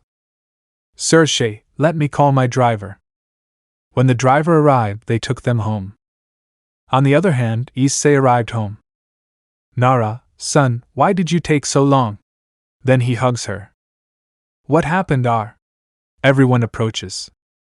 Issei, I saw my ex-parents and told them everything that happened to me in my life, and well, I made things clear, but it is very painful. Nara, it's over. I know it was hard. You showed me that you're like an adult now, but deep down I know you're a child, my child, and I'll be there for you just like when you were trapped in that bed. Issei, thanks mom, you're the best. Everyone approaches to hug him. 1. Kai, Issei, I did very well. The truth is that I would not have the courage that you had to face them. You are an inspiration to me despite me being the oldest, and I know that you had this very much hidden. Aki, yes brother, you are the one who sets our limits. You always scold me and Yuna for saying bad words and Haru for being a mess. But we will be with you until we are no longer in this world. Yuna, that's true, you are the calmest of all, the most focused, and we thank you for being that person who keeps your feet on the ground. We will always be there for you and I love you very much, brother. Haru, despite not being blood brothers, destiny brought us together, and now we are a very close family. Thank you for everything. Kenji, since the day I made the decision to adopt them, it was one of those decisions that I never regretted making, and I hope you keep these kids in their place. After a touching moment, everyone joined in a big hug. On the other hand, we found at the Haida residence a car which was carrying the Haida family, dropping off the lords and the Gremries. Hiroto, bring the doctor please. Doctor, what happened to them? Chio, we found them in that state, we don't know why. Then the doctor listens. Maki, sorry my children, sorry. Goro, what a fact, what a fact. Doctor, it can happen again. Please bring the psychologist Mishima. A maid calls him and tells him about the situation, and says she will go immediately. The doctor managed to calm them down with sedatives. They knocked on the door, and it was the psychologist. Sai, how are you? Doctor, I've already stabilized them. It seems it's the same as it was years ago. Sai, Mrs. Hayato, I'm Mishima. What's wrong? Tell me. Maki, we talked to Issei and I lost him as well as Kai. Mishima, so you finally found him. I told him those boys would not come back, they would have their lives already made. He should just let them go and take care of the ones he still has. The same goes for you, Mr. Hayato. Goro, Issei told us that because of our mistake he almost died and was bedridden for more than a year connected to many tubes in order to survive, and I had the resources so that he would not go through that suffering. This was heard by his children, they did not know this was new to them. And the Gremlins were shocked, they were understanding what happened and were beginning to come to a conclusion. Maki, I want to tell Hiroto and Chio the truth, I can't keep this. Mishima, you have every right to do it, let it out. Guys, your mother and father want to tell you about your siblings. Rias, Hiroto, you have more brothers. Hiroto, yes, he is my oldest brother and the youngest. He is Kai and Issei. Maki, children, I have to tell you the truth about Kai and Issei. They were born without powers. Our family is characterized by having strong people in their family, but our aberration was so great that we marginalized them to live in a room with scarce resources while we gave you everything. Leaving the brothers stunned, they thought they were sent to a country for being useless, but that they were marginalized so young because of them. Goro, since they were little, we sent them to do the worst things possible, even to the point of being extremely cold, and then came that damn day when we sent them out into the street to their own fate, poor, defenseless children. The Gremlins didn't believe it, even though they are demons and have a reputation for being cruel and merciless, but they never marginalized any member of their clan. The brothers couldn't believe that their proud parents had done that. Maki, then your grandmother came and made me realize the worst mistake of my life. I have been lamenting day and night what will become of them until I found one of them. Hiroto, to whom? Goro, Issei is studying in your same classroom. Hiroto, Chio and Rias opened their eyes. That powerful boy was Issei, the youngest of the Hayato. Maki, he told us how they managed to survive until the part where he got a stomach illness from eating on the street when he was 4 years old, and with the little money they earned in alms they didn't have the money for the surgery he needed to heal, and all that time he was with the infectious disease it spread to his vital organs, killing him little by little, but after someone took pity on them Issei ended up bedridden for half a year connected to tubes and tubes so they could see him how he is now, and another half year so he could have a normal life and be able to walk. Chio, all this time we have believed things wrong and they got ahead being what they are, humans, and we tried to convince them that they are a demon. Hiroto, what kind of brothers are we? Goro, and now he no longer sees us as his family, just a memory. It's useless to change his mind. Rias, me wanting to turn someone into something I fought so hard to keep alive. Maki, so please don't bother him anymore, he deserves that we don't be a stone in his path. The brothers, yes, mother. Falling asleep from all the sedatives. Mishima, let's let them rest. Leaving the room. Rias, if they were left out. Sir Shay, young Hiroto, we are sorry at this time. We are also going through a restoration of our race, but we need help, so would you like to continue collaborating? Hiroto, yes, as a security you change those things. Chio, me too. Sir Shay, first step will be carried out tomorrow. We will meet with the factions of the angels and fallen angels for a peace treaty. Zudikus, so we can finally put an end to that. Sir Shay, the council members don't agree, but it's necessary if we don't want to become extinct. I've already spoken to the other Maos and they agree. Okay, we're leaving. After what happened last night, today would be the meeting of the factions where a peace treaty would be reached in order not to become extinct. Classes went by normally. The Takana brothers finished their classes and returned home, but in another part of the academy preparations were being made for the meeting that was at night, and so it was that the academy formed a barrier made up of angels, fallen angels and demons who would watch over them. Previous to this event at the Takana brothers' house, she was here searching in her backpack for a necklace that her mother had given her as a child and that she treasures with great affection. Aki, it's not here, my necklace is not here, It can't be, I left it at the school in my locker, I'll go get it. Starting to leave until he finds Issei eating cereal. Issei, where are you going so late here? Aki, I left my necklace that my mother gave me in my locker at school, and who knows if it will dawn tomorrow. Issei, I'll go with you. It's too late for a woman to be alone. Aki, but I know how to take care of myself. Issei, I don't know that, but I promised Mom I'd take care of you. Let's go. Aki, thanks brother. And so they began their journey to the academy. But in the present we can see that great powers were coming to the academy. Angels. Michael and Gabriel with Irina.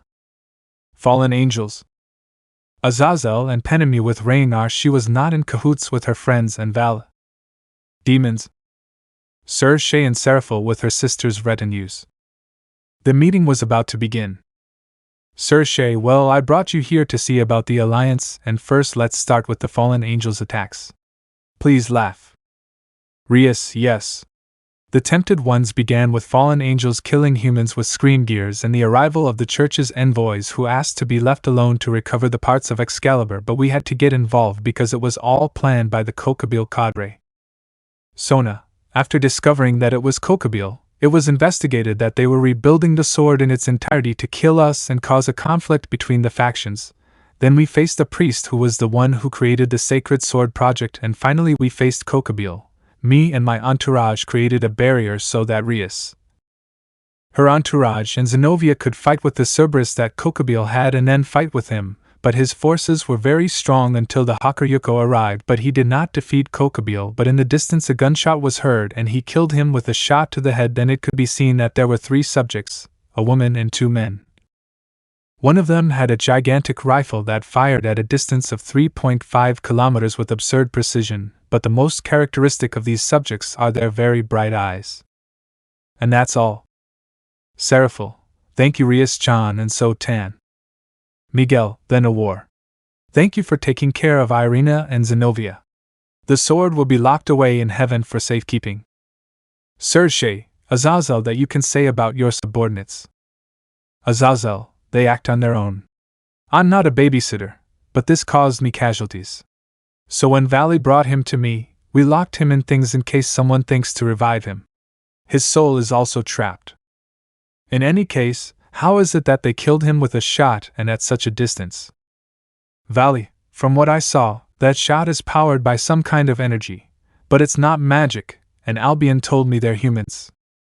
That left everyone surprised. Gabriel, as best they could and without magic. Valley, I don't know, but we have to investigate. Azazel, well, what we came to sign is the treaty. I join. I don't want wars, I just want to investigate. Miguel, I think it's the best. Sir Shay, if we are in such a bad state that we should kill each other, then let's do it. Azazel, but the decision has to be made among the dragons here who have an opinion. On the other side 2 brothers were walking. Issei, do you want me to warm you up? Help relax your body and warm it up with this cold. Aki, thanks bro. Here, this is delicious, wherever you got it from. Issei, these are jars of Chinese herbs that I brought to make teas and cure other things. Aki, give me another bit when we get home, it's delicious. Issei, okay.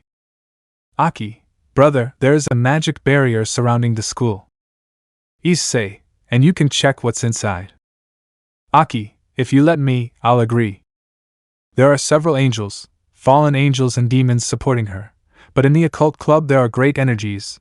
They are seraphim, cadres and mouse. What are they doing? Issei, here we can enter without being detected and go through your collar. Aki, yes, we can go in, but once inside we'll have to hide. Issei, well, I'll take care of that. And so they began to enter the barrier unnoticed as to the dragon's decision. Azazel, then they decide. Hiroto, I want peace. Azazel, good decision and your courage. Valley, I don't want war, I just want to fight strong guys. Azazel, there are strong guys being at peace, well we hope we sign. But before that happens time stops. Sir Shay, that was it. Azazel, apparently he has the vampire. In that a woman appears. Kateria, false mouths have come to degenerate this madness. What will happen to the Alliance? Tai Chi and the Revelation. We found ourselves at the academy where there was a woman named Kateria who has bad intentions. Kateria, I come to prevent this inappropriate act, we demons uniting with these, that will never happen, that's why I came to kill you false mouths. Seraphil, Kateria-chan, why are you doing this? Kateria, shut up, you're the least indicated to say it, you bring shame to the name Leviathan. And that's why I will use this power. A snake of energy came out of his arm. Azazel, my suspicions were correct. There is an organization that is led by the Infinity Dragon, and someone who is against this. Chaos Brigade. Gabriel, Ophis, a dragon god. Kateria, yes, this power was given to me by Ophis-sama, so die. Azazel, I'll face her for now. Hey redhead girl, go get your vampire servant. Penemu, give her the bracelet. Penemu, put this on him, and he will control his power. Rias, okay, Hiroto, come with me. Hiroto, yes. Azazel, Valley, you are going to help. Valley, I was already getting bored here. So putting on his armor and attacking. Azazel, I will be your opponent. Kateria, wow, Azazel, you'll be the first to die. Azazel, I'm not ready for that yet. I'll try out my new invention. Kateria, well, that won't stop me. And so the match began. Where Azazel attacked and Katara did too. Vala took care of the magicians. Sir Shay, we will also help, as you say, Miguel. Miguel, as part of our alliance we must do something. After some time the enemies were repelled and Rias managed to save her servant. Everyone was now on the battlefield. Rias, brother, we already rescued Gasper. Sir Shay, well done. Rias, who are those? Sir Shay, an organization that is led by Ophis. Rias, the dragon goddess. Hiroto, who is that? I haven't heard anyone talk about her. Rias, I'll have to give you more information later. In that, Azazel's arm is cut off, but he ends up killing her. But Azazel is sent to the ground by a kick. Azazel, wow, Valley, I didn't think you would betray us so early. Valley, what can I say, this side is more fun. Azazel, and because you do it for your lineage. Miguel, what lineage? Valley, I am the concession of a human and a demon. I am a descendant of the original Lucifer, thus taking out his wings. Everyone is shocked by this tremendous revelation. Azazel, he is the strongest Hakuryuko of all. Valley, that's right, I'm a miracle. Hiroto Hayadu, what are you doing? You're a reincarnated human, and I'm a miracle. What can you do? You have a recognized family in the supernatural world, but you're not strong. What if I kill your parents? Hiroto, that's not true. Taves, you can mess with me, but you don't touch my parents' hair, you bastard. So their fight went on like in the anime.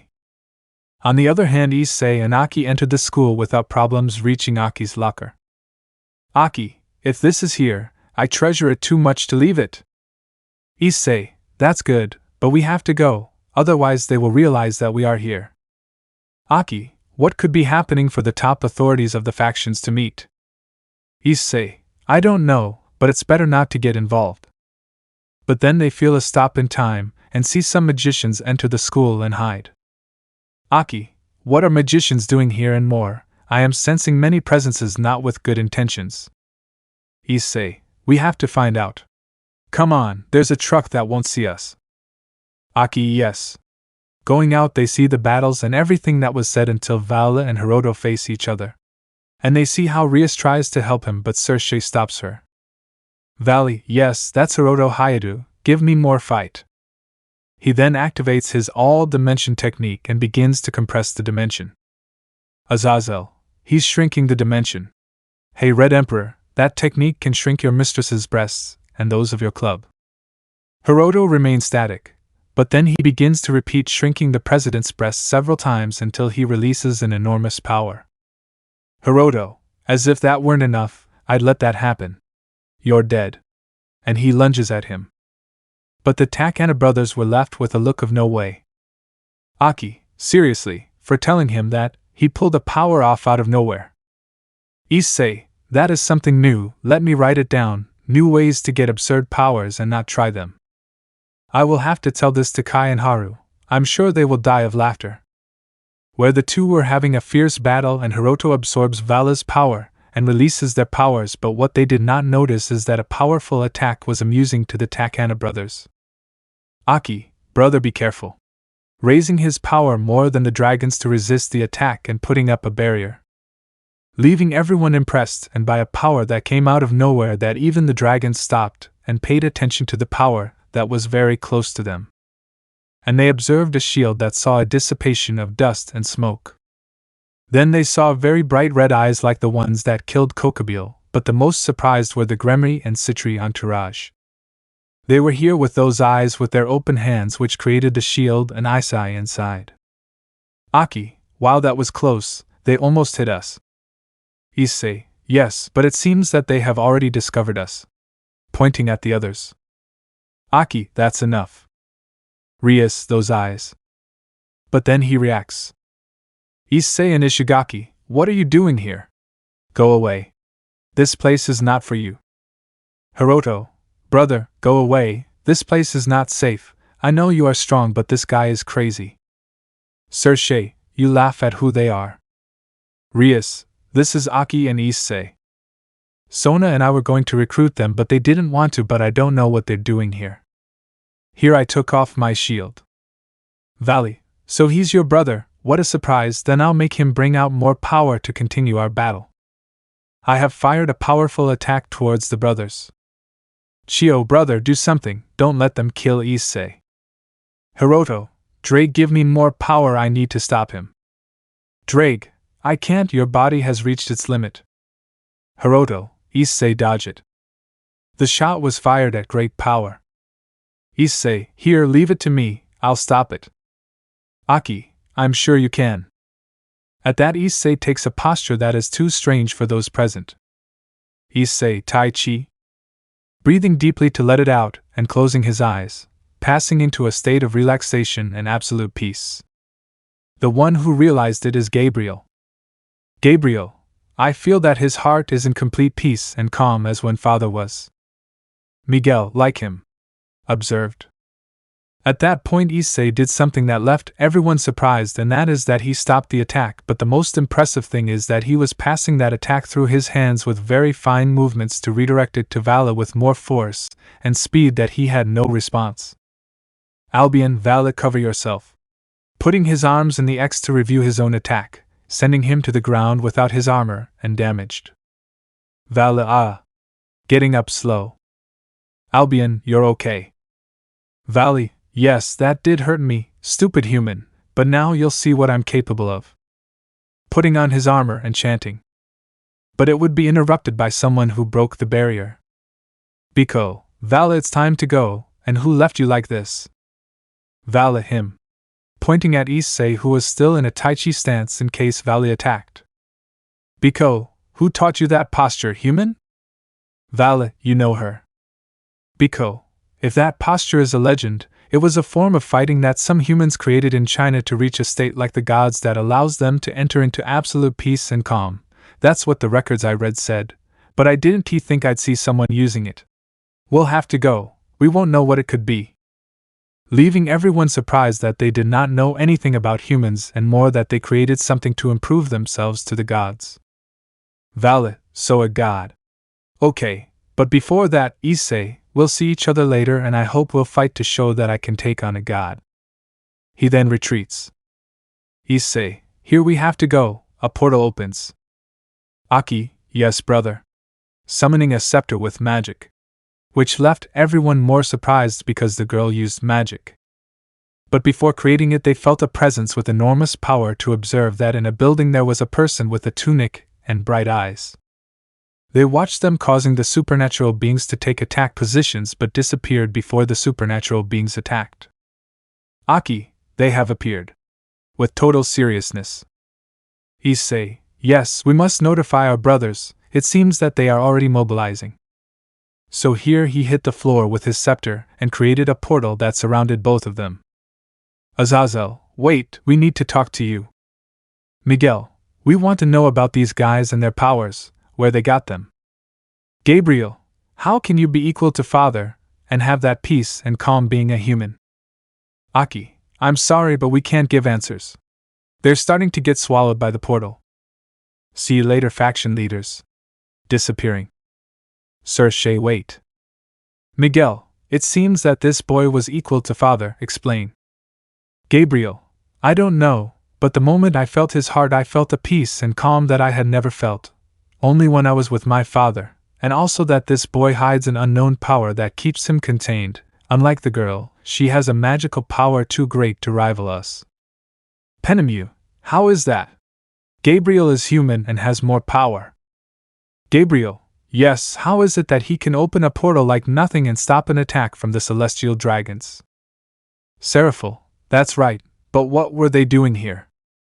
Sona, they study here but they are very reserved, we don't know anything about their lives. Issei, we have to keep an eye on them. Rias, please keep me informed about them and investigate them so we can talk and see who they are. They are not just any humans. They are too powerful to be left like that. Rias, yes brother, I will see how I can convince them to talk to you and the leaders. Azazel, in the meantime, we have to sign the treaty and see how we can convince those kids to join the Unicinos. All okay. And so the treaty was signed and everyone returned to their normal features. In heaven, Michael and Gabriel went to where the other seraphim were. Uriel, welcome, as it was, if there was a deal. Miguel, yes, everything went as planned, but with some unforeseen events. Raphael, what do you mean, unforeseen events? Explain. Miguel, okay. And so I told them everything. Metatron, who would have thought that humans like that existed? Miguel, yes, not even me, and we have been observing them for centuries. I see that humans have many secret things. But Gabriel was very thoughtful. Sandalphon, Gabriel, you are very thoughtful. Gabriel, it's just that this human called Issei left me very surprised. It's the first time that I feel so much tranquility and peace in his heart. Only his father had it, but being human he got it. And that's true, humans always have something that afflicts them, but I didn't see that in him. The power he had was different. It's not magic, it was something else, something more closely linked to his soul, but it also seems that he is united to the planet, no, I would say to everything that surrounds him. I don't know, it's very strange. Raziel, how is it possible that this human has that? What could it be? We must talk to him. Regel, I agree with you, we have to bring him to heaven. Serial, yes, that boy is special. Ramiel, he has to be an angel because such potential cannot be wasted. Miguel, well, I'll find a way to bring him and make him the proposal to be an angel. Gabriel, in his mind Issei, you are very interesting, I want to meet you, you have something very good. And so their assembly concludes. But Issei will not accept, and more than that his power is because he is human, and that is how he achieved it based on his effort and patience. In the Takano brothers' house a portal appears in the living room and from there Issei and Aki came out, who are received by Raiden and Hiroko. Both, welcome young Issei in here. Aki, thanks Hiroko. Issei, Raiden, you can call my brothers, it's a very serious matter. Raiden, yes young Issei. Aki, Hiroko, would you bring me a cup of tea with the herbs that Issei brought, please? Hiroko, yes, I'll be back. After a few minutes, the other siblings gathered together. Kai, why do you want us, Issei? Haru, yes, I was sleeping. Yuna, what's so important, brother? What are you taking here? Aki, it's a tea that Issei gave me to try and I liked it a lot. It's made from an herb that Issei brought from China. Yuna, let's see. This is very nice, can you give me some? Aki, yes. Yuna, Kimi, bring me some please. Kimi, yes Yuna.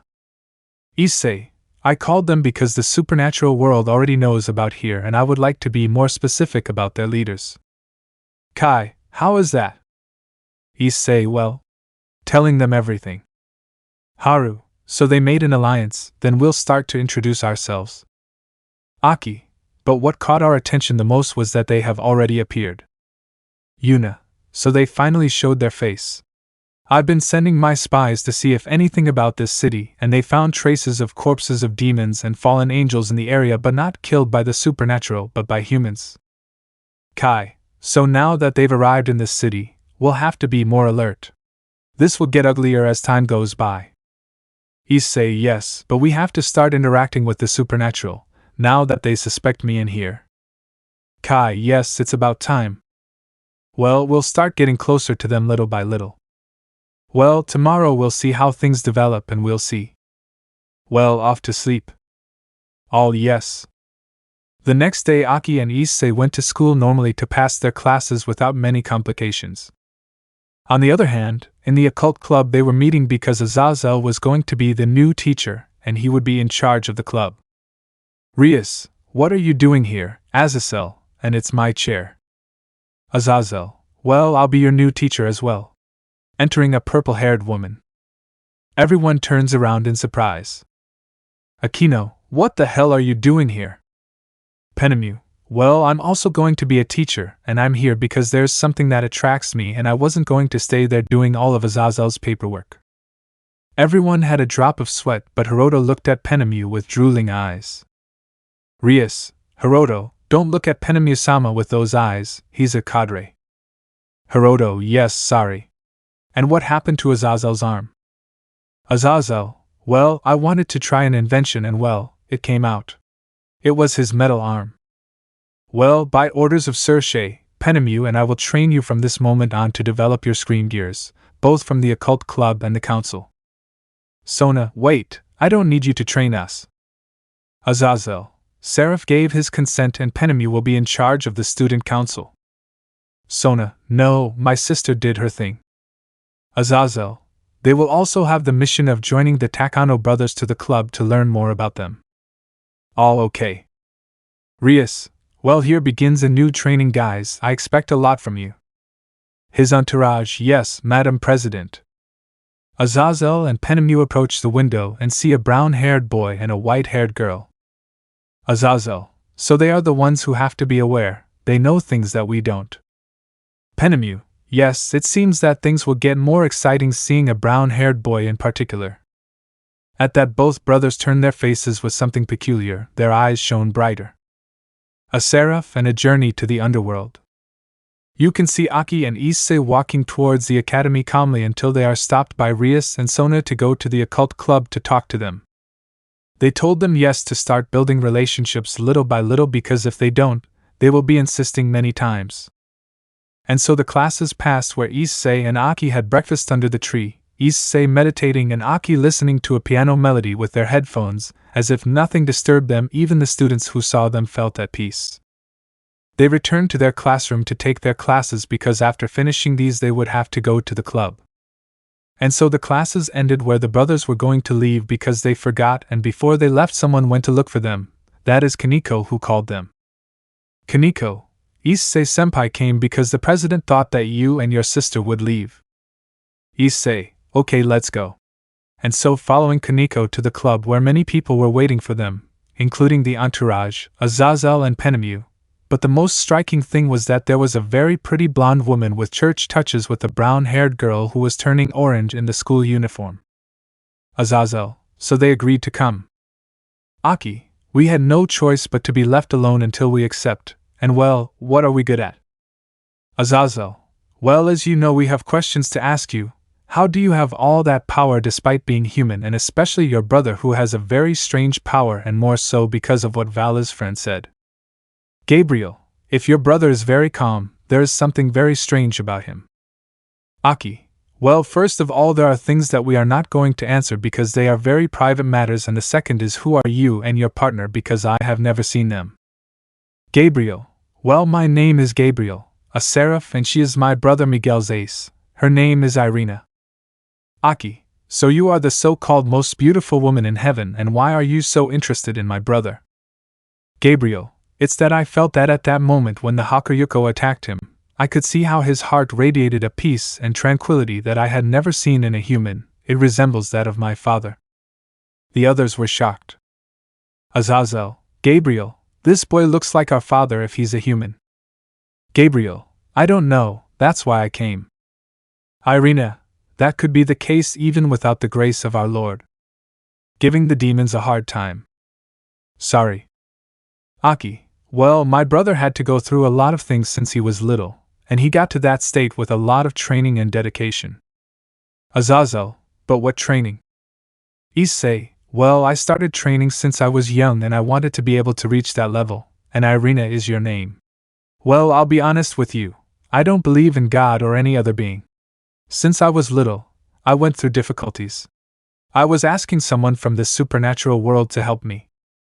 I never received an answer, and well, with my effort and the help of my parents, I was able to get to where I am. Irina, "But the Lord is everything and even more so because his children were there."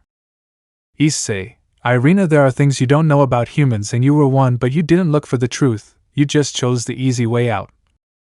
Leaving your humanity for a fanaticism of being an angel, and your decision is respectable, but I went the hardest way and look, despite being a human I have one of the angels with the greatest burden of doubt.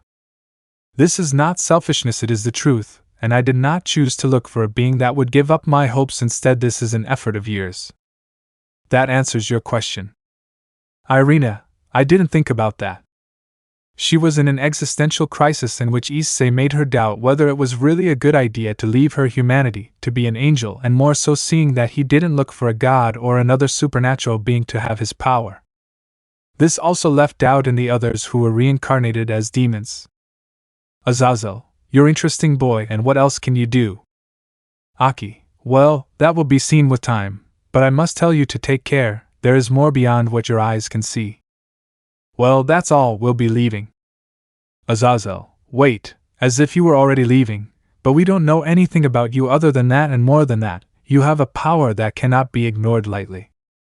Issei, "Look, let's start to interact more with you because I know that you won't leave us alone. We'll start as allies, but we won't pay attention to everything that happens to you, only if we see it as prudent and you agree." Azazel, "We have no choice, I hope to collaborate with you." Aki, "Well, if they need us, we'll be at this address." Giving them a paper. "But with the condition that my brother told you, then see you soon. I'm leaving."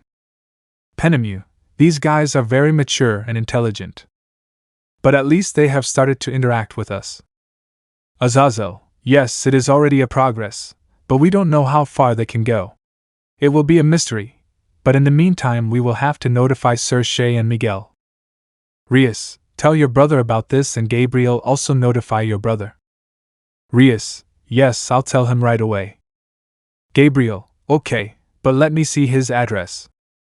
Azazel, "Okay." Gabriel, "Well, I'm leaving. Bye, Irina, take care." Irina, "Yes, Gabriel-sama." Everyone had left where they spent the days, and the Takano brothers continued their routine where little by little they opened up to the members of the entourage and Irina until they reached a point where they talked about normal things but without bothering them for their powers and abilities. The summer holidays arrived where the entourages would go to the Underworld to spend their holidays and train. Rias, "Well guys, we will go to the Underworld to spend the holidays at my house and also to train." Hiroto, "We'll go train too, and that's why." That's when Azazel appears. Azazel, "Well, because they need to move forward, and also because it will be the meeting of young demons, and we will have an alliance with the Asgardians." All, "Oh yeah?" Rias, "So get ready and Irina will go with us." Irina, "I won't go, later with Miguel and Gabriel-sama." Rias, "Well, prepare your things, we will leave." Asia, "Rian-1-sama doesn't think we should invite Aki and Issei." Azazel, "Perfect, then you will go see them at their house." All, "Yes." And so they prepared to go to the Takano brothers' house. On the way by truck they would meet Sona's entourage, and so they left for the house with Irina because she was curious, and more so they told her that if she went she should make a magic circle to see what they were like on behalf of the Seraphim who wanted to see them, as well as Sir Shay and Azazel. When they arrived at the address they found that the house was not on the avenue but rather a paved road that led to the forest indicated that the house was further back, and so they walked without complications and just continued on their way. When they arrived, they could see a very nice house. They were about to arrive when a maid greeted them. Hiroko, oh, we have visitors, and tell me who you are looking for. Rias, we came to see Aki and Issei meet. Hiroko, if you are here, please come in. Upon entering, they saw that the house was very colorful, but they saw that more people lived there, and then they sat in the living room. Hiroko, please wait, I'll call here. Sona, thank you. It's a very nice house, don't you think, Tsubaki?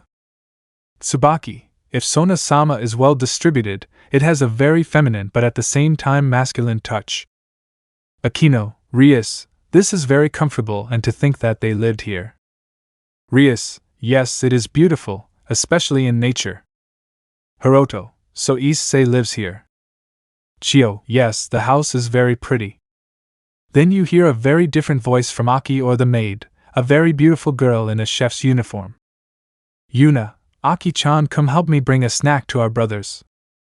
Aki, I'm coming, sister. All brothers and sisters. Yuna, wow, we have visitors, and judging by their uniforms, they are from the school here. Rias, nice to meet you, we came to look for Issei and Aki. You said she's your sister? Yuna, that's right, I'm Aki and Issei's older sister, call me Yuna. Then we see Aki going down with Hiroko. Here, sister, I see that you have already met the entourage of Rias and Sona. Yuna, that's right, sister, and I see that they are not that strong. Everyone thought that she knew about the supernatural world and that she was also strong. Sona, how do you know we are demons? Yuna, Juju, please dear, I know everything about you and your little world. Rias, but we thought that Aki and Issei were just them because they were strong. Yuna, no, the truth is that we are 5 siblings and I am stronger than here. Everyone was perplexed when I said that. How can she be stronger than here if she hasn't shown her full power yet? And they got the idea that she was stronger than Issei, but Yuna, but not my 3 brothers, they are in another league. To be honest, Issei is the strongest of the 5 and he never uses his power, only his ability to fight when he trains with us. Everyone no longer understood that Issei was the strongest, and he doesn't use his power, only his ability. But those who were also surprised were those who were watching through magic circles, and they were the Mao with their queens, the Seraphim and Azazel and Penemu. Yuna, but well, it's better that you see them with your own eyes, and your leaders are training them. They didn't know how you noticed. They were going to fool me with that when I become familiar with the shadows. After them they went to the back room where they saw something amazing, and it was Kai and Haru fighting with their butlers with some towels. Kai carried a wooden sword and Haru some knives, none of them giving each other a break, raising dust. Yuto, they are very fast, and the one who uses the sword is a master. Zenobia, yes, but the other one doesn't leave anything either, we couldn't keep up with him. Yuna, they usually heat up like that and end up leaving everything destroyed, and here you have to rebuild it. Rias, then you can go stronger. Aki, yes, but it's better if we don't get upset. Kaneko, but Issei-senpai, where is he? Aki, he is in a further place between 2 trees, let's go. And they walk like this until they see 2 trees and 2 people. A Raiden pruning a tree to make it pretty, and an Issei in a position of absolute meditation. The place was very quiet, only the birds could be heard. Raiden, ladies, Yuna and here you come to see Issei. Yuna, yes, they wanted to see how Issei trained. He agreed. Saji, how calm, it seems like he's dead. Aki, no, he is in a state of absolute transition where he is connected to the planet and the universe. Rias, and we can talk to him. Aki, if he answered them. Rias, Issei, it's me, Rias. We came to talk to you about something. Issei, so they came, and what could that be? The strangest thing for everyone is that he never opened his mouth, his voice could be heard in their heads. Sona, as I hear it in my head. Yuna, he can use telepathy through his brain. Rias, how is that possible without any circle of communication unless you are? Aki, a god can do it through his meditation, and when he is in a trance he can communicate that way. Hiroto, that's surprising. Irina, I didn't think someone seeing and hearing that would be a miracle. Yuna, unlike us, Issei and someone else we know can do that. Aki, whose sister? Yuna, didn't I tell you our sister-in-law can do it too? Aki, Issei's girlfriend. Yuna, yes, she and Issei trained together since they were children. Rias, since Issei has a girlfriend. Yuna, yes, more like her fiancé, and she'll come to stay for a while. Sona, then he's not the only one. Yuna, no, and you'll see that she's very strong. But what did you come for? Rias, yes, well, we came to see if Aki and Issei wanted to come to the Underworld for a meeting that is going to be with the Asgardians, and because they are also interested in them, but we see that they are not the only ones. Aki, so I haven't been to the Underworld for a while. Sona, how did you go and how did you come in? Aki, well, I'm training my portals until, by pure mistake, I reach the Underworld and I see that it's not as ugly as I imagined. Rias, that is something new, but with you anything can happen, and what do you say? Aki, it will be fun, no Issei. Issei, if it's no problem for me. Still talking through telepathy. Rias, I'm still not used to you speaking through our minds, so it's a fact, we'll come for you tomorrow. Yuna, wait a minute, we'll go too. I want to see that place. What about you, Kai and Haru? They came like that. Haru, it's good for me to know more about the Asgardians. I could tell them if they would let me try new technologies. Kai, okay, but we have to go back because when the holidays are over, my fiancé will come to spend some time with me. Yuna, yes, my boyfriend will also eat and I didn't remember. Issei, I think we're all the same, just a coincidence. Rias, your respective partners will come and they know about you. Aki, yes, they know that they are even very strong, but that will be another story. Yuna, well, we'll see you tomorrow, supernatural beings. And so the entourage went to pack their things to go to the Underworld.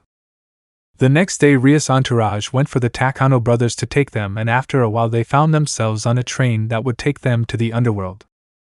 Aki, and why do we have to come on this train? Rias, well, because it is the first time my new servants and you have come, this is the most legal way to enter. Aki, I see how interesting. Akeno was approaching Issei on a seat.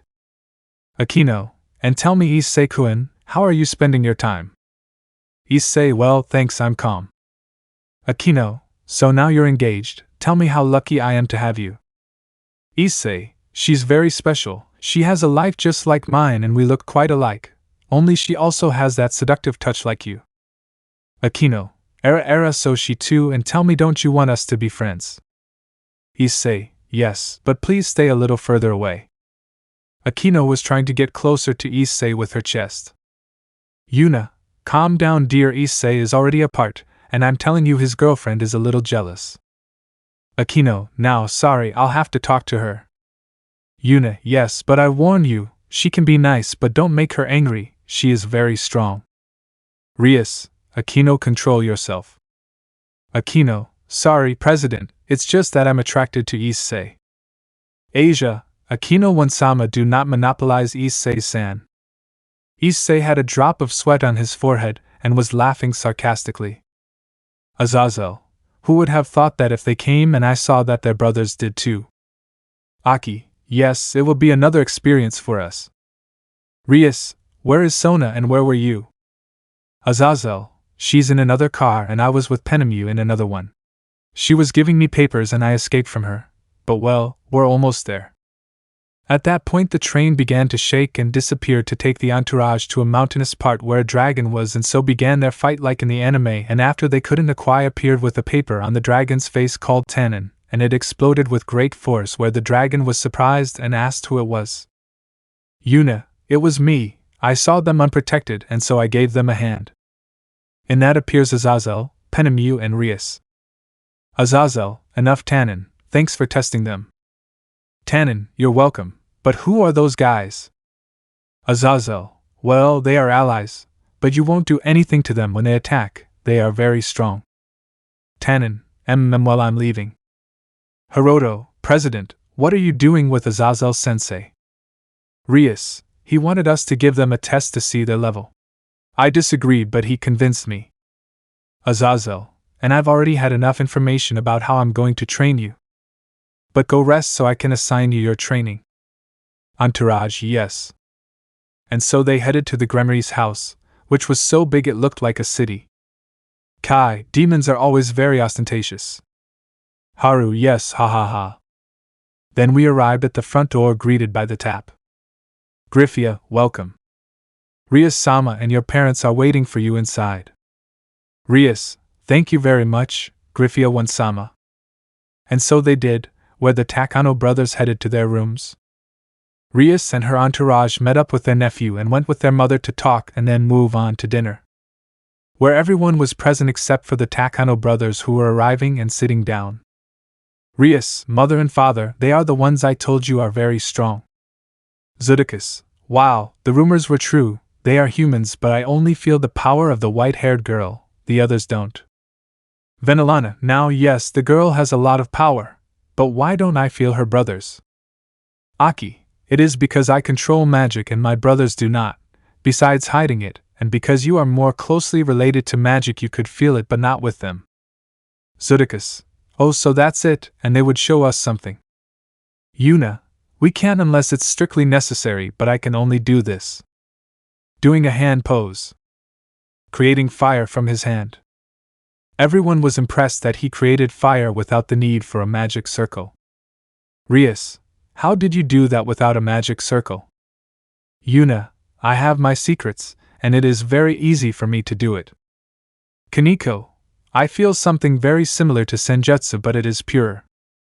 Yuna, so you realized, little one, well done, but it's a secret juju. Zudikus, well, let's keep eating, because tomorrow they will have their training. Entourage, yes sir. And so they spent the night talking about everyday things in life. The next day the members of Rias' entourage gathered in the courtyard of the house to wait for Azazel and Penemu, who were going to assign them their training, and so they arrived where they were assigned their training so that each one could go their own way. The Takano brothers were coming out for some air. Azazel, wow, what do you bring here? Haru, well, we have to stretch from time to time so as not to lose the rhythm. Azazel, they don't want me to assign them training. Kai, no thanks, we already have one plan for our life and with what we have we could kill you, but thanks for your consideration. Azazel, kill me, you guys are really confident. Kai, it's not that, it's that you are very unprotected right now and I could cut your throat right now, but I won't do it because you are allies. Penemu, Azazel, we better not take these guys lightly. Azazel, okay. Penemu approached the small group of Yuna, Aki and Issei. Penemu, hello, how are you spending your time? Aki, hola Cadre. Penemu, you look like Yuna, don't you think so, sister? Yuna, that's right, but as an adult you are beautiful. Penemu, thank you, and because Issei hardly speaks. Issei, when the situation warrants it I do it, besides it's very relaxing and I can read my book. Penemu sits next to him. Penemu, and what do you read? Issei, it's anatomy, I'm studying to be a doctor. Penemu, what a doctor, and when I became a nurse you would cure me. Issei, yes, whenever you want. Penemu, then tell me more things. Issei, yes, there's no problem. Yuna and Aki saw them. Yuna, Juju, it seems that our brother drives the most beautiful women of the supernatural crazy. Aki, if our guinea pig has to see how he does it, it will be a very complicated task. And so they spent the day looking at places to prepare for what was coming. The meeting in the underworld and the power of a samurai.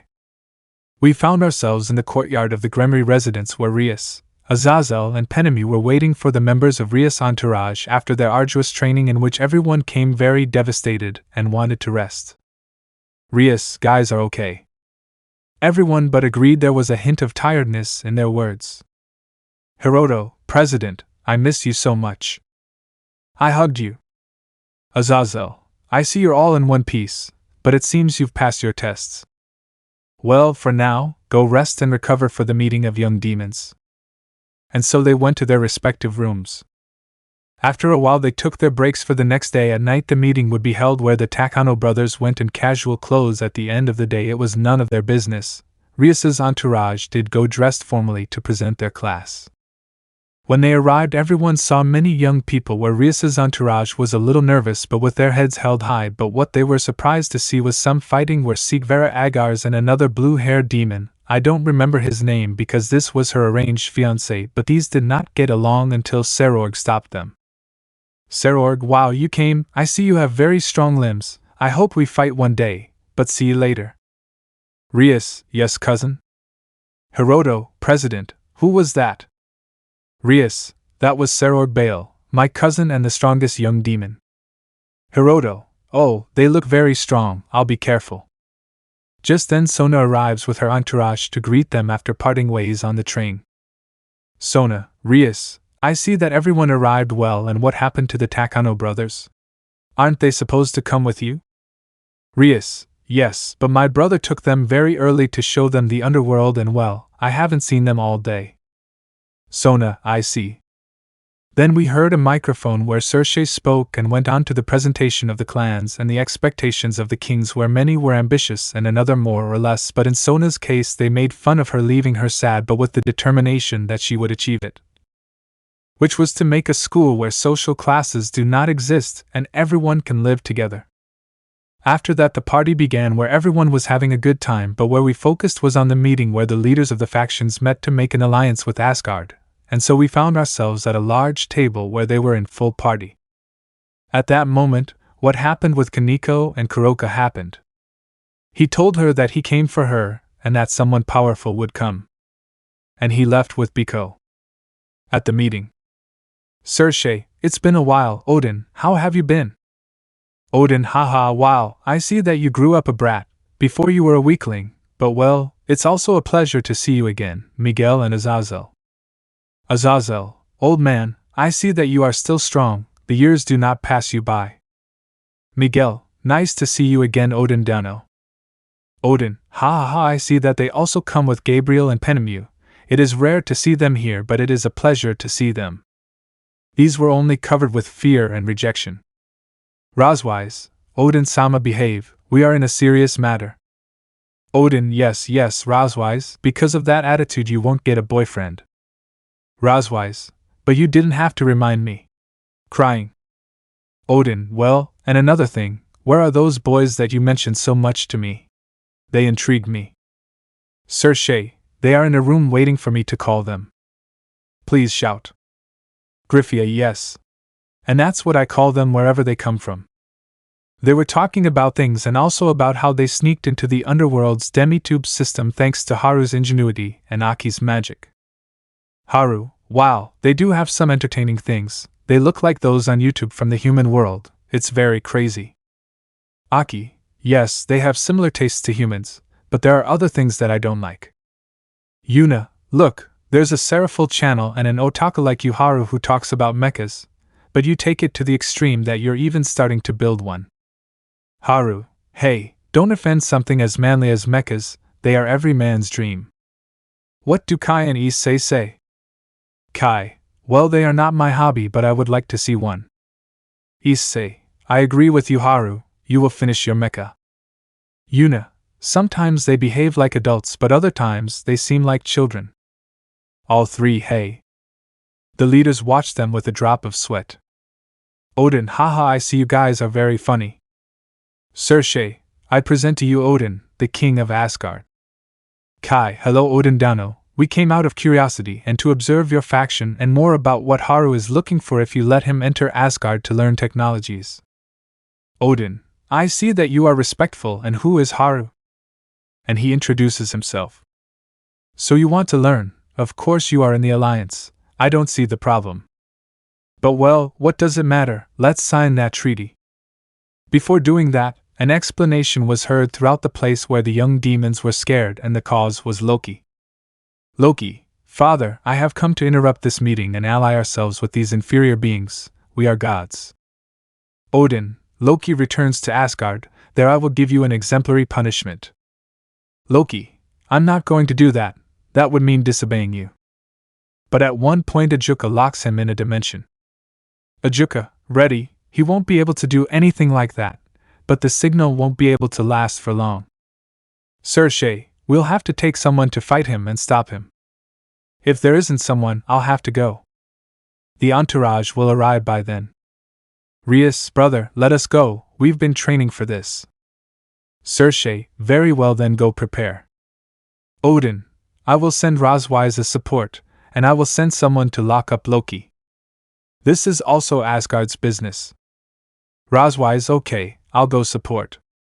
Putting on her Valkyrie costume. After everyone was ready to enter, the leaders would wait for them and monitor them while Odin returned to Asgard to send Thor's hammer to lock up Loki. Issei, they are ready in case they need help. We will try to get in to get them out. Remember, he is a god. All yes. While the Takano brothers watched what happened from afar so as not to get involved in this matter that they could resolve. Ajuka, well, I'm going to open the portal. I hope everything goes well for you. Thus entering where Loki received them, all angry after locking him in that dimension. Loki, so they sent me some brats, those leaders are idiots but well, I killed them. Rias, we won't let you do it, we're going to stop you. So the fight began where Loki summoned his children to fight with the entourage and Roswise against Loki after a while and the entourage could with Loki's children he got angry and launched an attack of stakes of light where the entourages covered themselves with magical barriers leaving them with wounds and much fatigue. The leaders would see this with concern but those who saw with an analytical eye were the Takano brothers. Yuna, it seems that the boys are in trouble, what are you saying here? You are the magic expert. Aki, judging by the way they fight, they have many weak points, and despite their training, some members do not know how to defend themselves from physical attacks without being protected, and their barriers are very weak, and their magic concentration is poorly trained. Haru, looking at it more closely, that is the power of a god is very low, it also depends on his magic and the moment his strategy fails he is left unprotected. Issei, I think we have to give them a hand. They are having a bad time and I think they won't last until that hammer arrives. Kai, okay. Standing up. I think I'll go stretch for a while. Haru, you've got it ready. Haru, of course I finished it before coming. Here you can pass it to me. Aki, yes brother. Opening a small portal where he takes out a katana. Haru, I created it using very strong alloys so that it could withstand extreme forces. I studied its design from the base to the tips so that it wouldn't break into two and it's also light with the exact weight that you like. Kai, amazing, I feel an amazing strength. My last katana started to crack and is no longer useful, but this one looks impressive. Thanks, brother. Haru, you're welcome, the black color is due to the method in which the metal was worked. Kai, okay, it's time to help those guys. I'm going. This one was approaching Issei. They seem to have a lot of problems. It will be better if we help them. Issei, yes, but you said we will help you. Kai, well, I'm the only one who will go. My brothers agree, I'll bring them back so send me there. Ajuka, we are aware that Issei and Aki are strong but you will be fine, he is a god. Kai, calm down, you'll know when you see it, and you better hurry up or you'll die. Ajuka, okay. Opening the portal. Kai, okay. I'll bring those guys and brothers back. Takano brothers, okay. Thumbs up. This one was entering into the dimension. Miguel, how can they send their brothers to face a god? They're crazy. Gabriel, if that is suicide. Yuna, don't worry, he'll be fine. He's very strong. It's not for anything that he's the oldest of all. Everyone was wondering how strong he is, but they focused on the broadcast. Kai, upon arriving, sees that the followers were seriously injured and a god was laughing like crazy. The only one who was fighting him was his ex-brother. Loki, wow, we have a real human here, those inferior beings are crazy enough to order a human around ha ha ha ha ha. Kai, I'm sorry to ruin your fun but I have to get to these guys and defeat you. Loki, you, a disgusting and weak human, defeating a god like me is crazy. Kai, I'm on my toes and I hope you know how to dance because this is going to be very busy, God. The spectators watched as Kai had confidence in his words. Azazel, wow, that boy has the guts to say that, but more importantly, he could. On the battlefield. Kai, oh sorry I didn't change for this commitment, and more than that I don't want to destroy my clothes. He began to close his eyes and a light began to blind everyone. When it dissipated you could see Kai in a samurai-style suit from the Sengoku period, but the most important thing is that he gave off a mystical air and a power that many knew, and more a white-haired loli who opened her eyes in surprise because that power was impossible for humans to master, and if they did it was very weak, but this one was strong. Azazel, how is it possible that he can control senjutsu to such an enormous amount is superior to the strongest user of this, Queen Yasaka. On the other hand, the women covered their mouths and young demons saw such overwhelming power released by a human. It was so much that it was felt because it was a power recognizable to the supernatural world. On the other hand, Loki did not believe that a human had that power. It was crazy how someone like that could exist. Loki, you damn human, how can you be so powerful? You shouldn't master that power, let alone be on par with gods. Kai, what can I tell you? There are things I can't reveal, but I can show you the fruit of my training. Are you ready, God? Kai, first stance, 1,000 sparks. In the blink of an eye the spectators saw something completely impressive, a lot of electronic currents passing at a speed too high that destroyed everything in their path, but the most curious thing is that Kai did not move at all, and the sword experts could see that only he took a little of his katana out of the sheath. The attack was fierce that when it reached Loki he could not anticipate any movement, and then be attacked by 1,000 sparks that brought him like a rag doll again and again from side to side. You could only hear Loki's screams of pain as if several thunder passed through his body at a very high speed. After that technique you can see a bleeding and very injured Loki where he couldn't even move a muscle, and everyone who saw the fight couldn't believe what they were seeing. A human with a weapon made by them seriously injured a god. Azazel, tell me this is a lie. That boy hurt Loki with that technique too fast. This is already a dream. Miguel, no, in my entire life I have never seen anything like a human doing that, and without a scream gear created by my father. Sir Shay, that boy is not normal, he is too powerful to be left unguarded. On the battlefield the entourages could not believe what it cost them to the point of losing their lives. I finished it off with a very powerful attack and the Valkyrie could not say a word. Meanwhile, Kai was blowing steam out of his mouth with his eyes closed, and then he recomposed himself and opened them. Kai, wow, I think I went too far. I thought that being a god would give me more of a fight, but I see that's not the case. Loki, your damn human will pay me. Deja stuttering. But then a big hammer came out of a magic circle.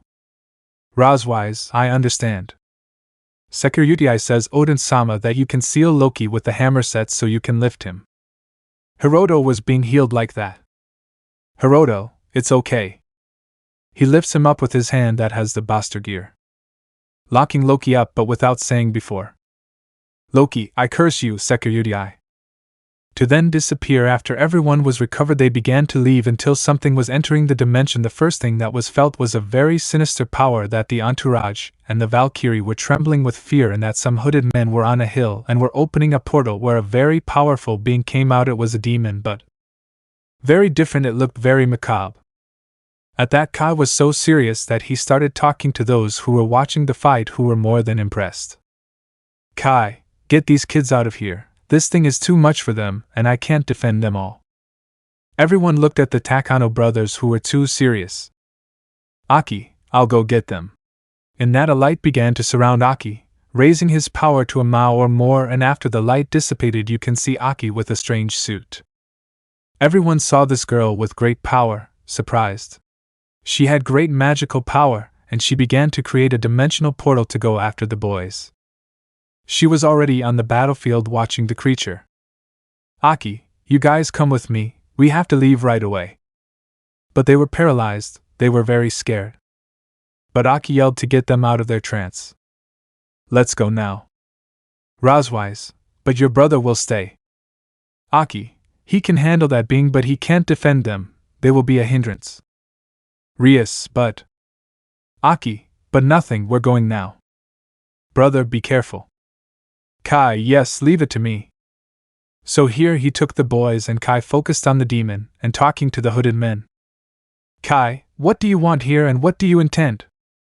Hooded X, wow, you must already know about us, Kai the Destroyer Samurai. We've been keeping an eye on you since. The rumor spread that you are the last student of the last great samurai master. We brought you an opponent worthy of you. The demon roared with a very terrifying sound that left everyone in fear. They had never seen one of those beings before. Kai, what do you intend by bringing a being from the lower astral to the physical world, damn it? Hooded and, just an experiment, our commander is very interested in you and your power. He wants to see if you are a worthy rival for him. Kai, he smacked his lips in annoyance. At that the demon turned to Kai, who struck a blow to hit him, but Kai dodged it, and the blow hit the floor, destroying everything and lifting pieces of it. Kai, damn, this demon is too strong. At that a voice in his head is heard. Mikado, Kai, you need to start bringing out more power, and if things get worse you will have to use that. Kai, you're right, this being is very powerful and I can't let him go to the underworld. He was getting into an attacking stance, and then his eyes started to glow. I have. Then slashed with his katana and it began to light up in flames. This left everyone shocked because Kai cut off the demon's arm, but what caught their attention were his glowing eyes. Sir Issei, those eyes are like the description they mentioned when the report of the fight with Kokabeel was delivered. On the battlefield you can see the demon regenerating his arm as if nothing happened. This left everyone surprised. It seems like those of the Phoenix clan. Kai, damn, it seems I'll have to make my way to cut off his head. Then he became more serious, and started attacking with everything. The movements were very well executed and deadly. Those who used the sword were shocked by the way he moved the sword. With these hooded men they were watching the fight where they were broadcasting for a specific person. Hooded X, so Commander, how do you see it? Commander, he's extraordinary. I already want to face him. He'll be a worthy rival. After a while in which Kai was fighting with that demon, he was finally able to cut off his head, but he was a little shaken and had some scratches because the demon was able to match his speed. Hooded and impressive. Applauding. You have defeated one of the strongest demons. My commander is pleased, but we will have to leave. This was only a taste of what is to come. I hope those supernatural beings are prepared. We do not see. Disappearing into a portal. Kai, wait, damn it. Going at full speed, but these guys are gone. Damn, this is getting more complicated. I have. He puts away his katana and returns to his normal clothes to turn to where the demon's body was, but it began to burn. These guys have things that will be dangerous for the supernatural. Aki had appeared on the battlefield to take Kai away. Aki, brother, are you okay? Kai, yes, but we will have to be alert. These guys are a threat. Aki, who would have thought that they could summon beings from the lower astral plane to this plane? I'll have to investigate. But we have to go. In one part you can see the group of Vala hiding so they won't be detected. Valley, that thing was monstrous. How can that exist, and also how can a human kill it? Arthur, if that guy is a samurai, then they ceased to exist a long time ago. Biko, he can also use senjutsu, but in a more showy way, better than mine. Valley, in the meantime, we have to take Fenrir, and then we'll see what we do. Kai and Aki arrived in the meeting room. Their brothers approached them. Yuna, brother, it's okay, nothing happened to you. Kai, thanks for worrying so much, but I'm fine. Haru, it was a tough fight. Now I see why you wanted me to build you a katana that was resistant to extreme heat. Issei, well done, brother. Kai, yes, but we have to be careful, as I see those guys have some very dangerous aces up their sleeves. The leaders approached the brothers, who were still talking about what had happened. Azazel, hey kid, okay, what was that thing? Seraphil, yes, that thing was very scary and powerful. Kai, yes, I'm fine, and for the other thing, that being was a demon. Beelzebub, like a demon, but we are. Kai, that one was different, while you make contracts and recruit. Those are beings from the lower astral, beings that feed on the negative energies of all living beings. They only think about destruction, and that one was a little one. There are bigger ones, but the strongest ones have human forms. These are already born on that plane, and there are humans who from so many negative feelings become one after dying. Miguel, so you're saying that there are stronger ones and then there are angels? Aki, Yes, but these are very difficult to contact or see. Kai, besides, our concern is that there are humans who are opening doors to let them out. Issei, how can you explain? Kai, there is an organization of humans who want to exterminate him, and in addition they are contacting dimensional beings who are too powerful and mysterious that they consider gods, and there are also beings from the lower astral. All of them do not have good intentions. Gabriel, and what are they looking for? Kai, all the vital energy of any being for their own benefit. I tell you this because I see that I like you. I see that you are beginning to change things, that your past haunts you, and I know that you are trying to deal with those fears. But in the meantime, we will work together with you so that the revolution that you want to bring about comes true. We will be watching you. Miguel, thank you for your trust, and we would like to invite you to go one day from my faction. Kai, thanks, we'll see when. Azazel, well, how is it that you have so much power and know how to control senjutsu? Kai, well, since I was little, I have found steps that over time have been perfected to reach new levels. My brothers too, and that is not all my power, you will see it over time, but I will tell you that I am below Issei. He is the strongest because of the energy he handles, and more than that, it has been studied, perfected and put into practice for thousands of years. Everyone looked at Issei with a mystery. If Kai had a power equal to a god and he did not bring out all his power, now how powerful will Issei be, who always remains quiet and calm? After the events, the meeting ended and the entourage, along with the Takano brothers, retired to the human world to continue their vacation, which was about to end. At 5 airports, 5 people arrived separately, all of whom looked like supermodels, and were welcomed by maids and butlers in a limousine headed to a brother's house. The arrival of the brothers' partners. After what happened in the Underworld and the brothers returned to finish their vacation, we found ourselves at their house where they were doing activities, which Aki and Yuna were in the kitchen making a cake because their brothers-in-law and boyfriends were coming, but the one who arrived early was Yuna's boyfriend, who already knew Yuna's brothers and spent much more time with Kai, Haru and Issei. Name, Alexander Brown. National, American. Age, 20 years old. Yuna met him during her ninjutsu training because he is also a ninja. He had to go to the United States to see his parents and college, but he came to visit her. Meanwhile, the brothers and Alexander were in a music room to start playing a few songs. They hadn't done this for 3 years and they wanted to go back to those times. They started to equalize their instruments. Kai and Haru would play the guitars. Kai's from Haru. Elsewhere, Alexander was going to sing and use the bass. And Issei was setting up his drums because they were going to play rock songs influenced by Alexander. Kai, it's been a while since we played something together. Alexander, yes, I'm sorry if you don't come to see me. It's because I had a lot of things to do and time got away from me, but I'm here now, haha. Haru, don't worry, it's normal. After your ninja training, you couldn't spend much time with your parents, and with all this, how are they? Alexander, well, they are very busy, but when I arrived, they spent almost a year with me because I had wasted all the years I was away. Issei, and they didn't neglect their work. Alexander, not everything was planned to be able to do that. Kai, well, first of all, let's start finishing tuning the instruments, and then we'll start with quiet songs and then we'll increase the difficulty, as you see fit. Haru, okay, but we have to wait for Issei to finish assembling his battery.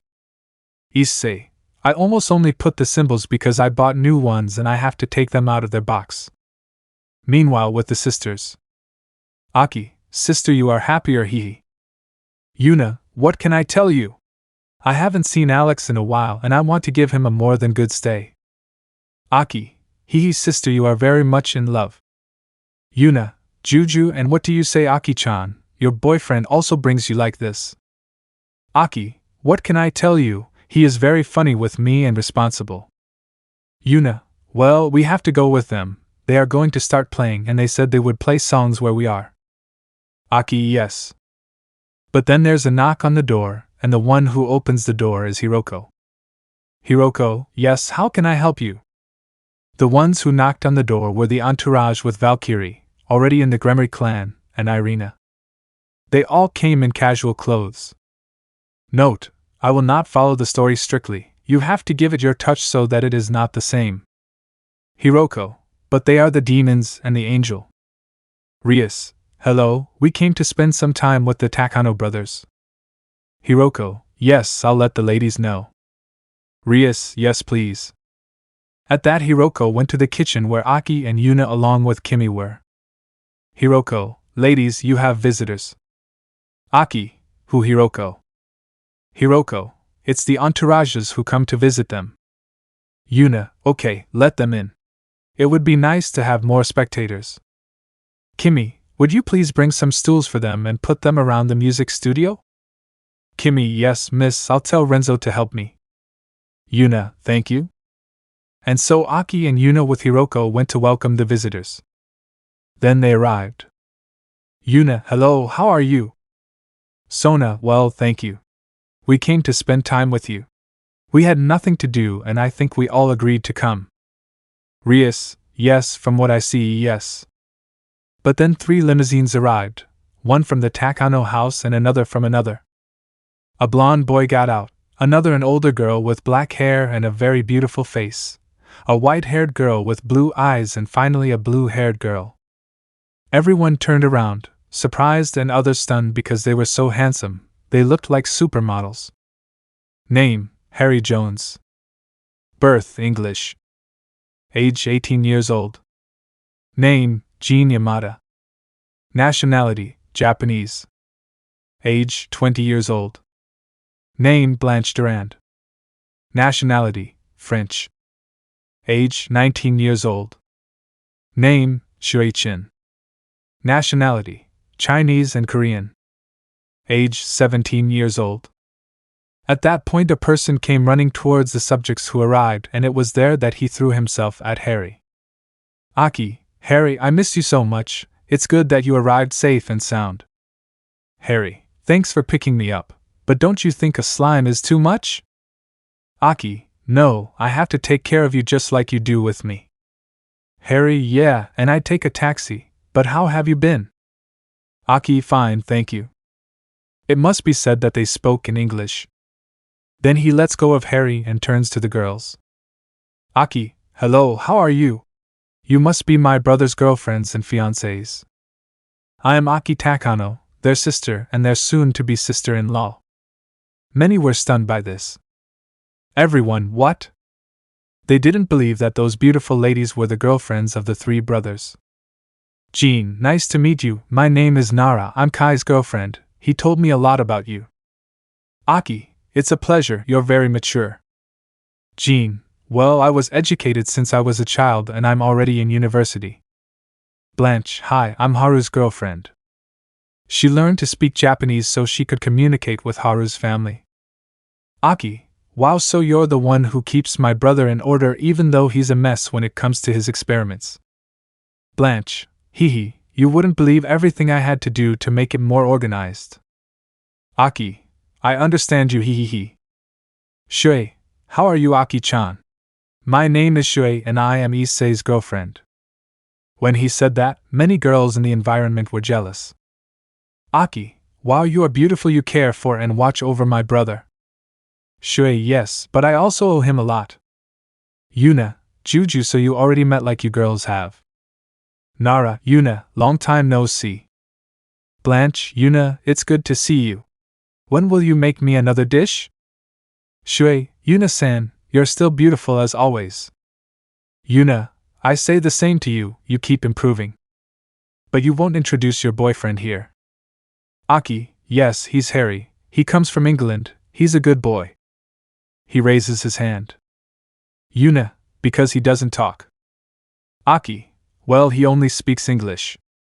Yuna, you should have told me that before. She's speaking English. Nice to meet you, Harry. Harry, the pleasure is mine. Say hello to the others too. Aki, it would be better to go in, the boys will start playing. Jean, so Kai will be playing so it's better not to miss it. So they head to the place but they meet the entourages.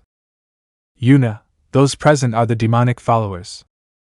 The followers are paralyzed and cannot tell other humans that they exist. Blanche, wow, what the hell? Shui, I see an angel too. Rias, Yuna, how did you tell them our secret? Yuna, they know about you, and besides not being mentioned as such, they also have abilities. So they entered and went to the music room. On the way they heard instruments being tuned. Upon entering they saw a large room, but in the middle, like a circle, there was a booth where the boys were with instruments, and another boy. The inside of the music room could be seen through the glass, and around these were benches and tables with desserts and drinks. Yuna, okay, sit back and enjoy the songs.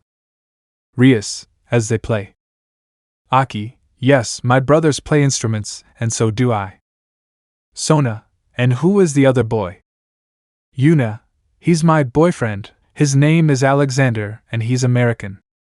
But hey, enjoy it.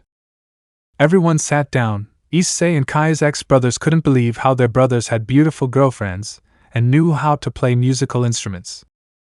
Chio, brother, you see, Issei knows how to play the drums and Kai knows how to play the guitar. Hiroto, yes, look at their girlfriends, what have they done over the years? The Takano brothers' girlfriends sat on a couch with Aki and Yuna, while the other members of the entourage watched as Issei put on headphones and prepared his computer next to him to start hitting the drums a little and observing his computer to check if his drums were well tuned. Yuto, wow, Issei knows how to play drums, it's something new. Asia, yes, Issei-san is amazing. Gasper, Issei-senpai is an impressive man. Akeno, now Issei-kun has many hidden surprises. Somewhere else. Tsubaki, Kaicho, Issei is a musician, I knew that. Sona, this isn't the first time I've seen this. Tsubasa, that boy Issei has a lot of things up his sleeve, what do you say, Momo?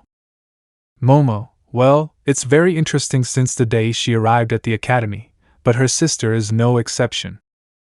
Aki was entering the cabin to prepare his piano. And so they had a good time where they drank, tied, and had fun until night came so the clans could retire, while in the living room the couples and stewards were having a cup of coffee and cake. Yuna, but who would say that our partners would arrive at the same time, it's a matter of destiny. Haru, even I was surprised. Kai, well, this would be a good time for introductions, don't you think? They all agreed. Well, since I'm the oldest of all, I'll introduce myself to my brother's partners. Well, my name is Kai Takano, and as you know, I'm the oldest and she's my fiancée, Jean Yamada, she's Japanese. Kai gives his hand to Nara to help her get up from the chair like a gentleman, and Nara gladly takes it. Jean, thanks for taking care of Kai, he's the best man I could get. Aki, you're welcome, Nara-san, in fact we'll take care of it for you, take good care of it. Yuna, yes, and I also have a very beautiful sister-in-law. Jean, it won't be a problem, and thank you, Yuna, but you don't stay behind. Haru, well, we're next. Blanche, come on. She stands up.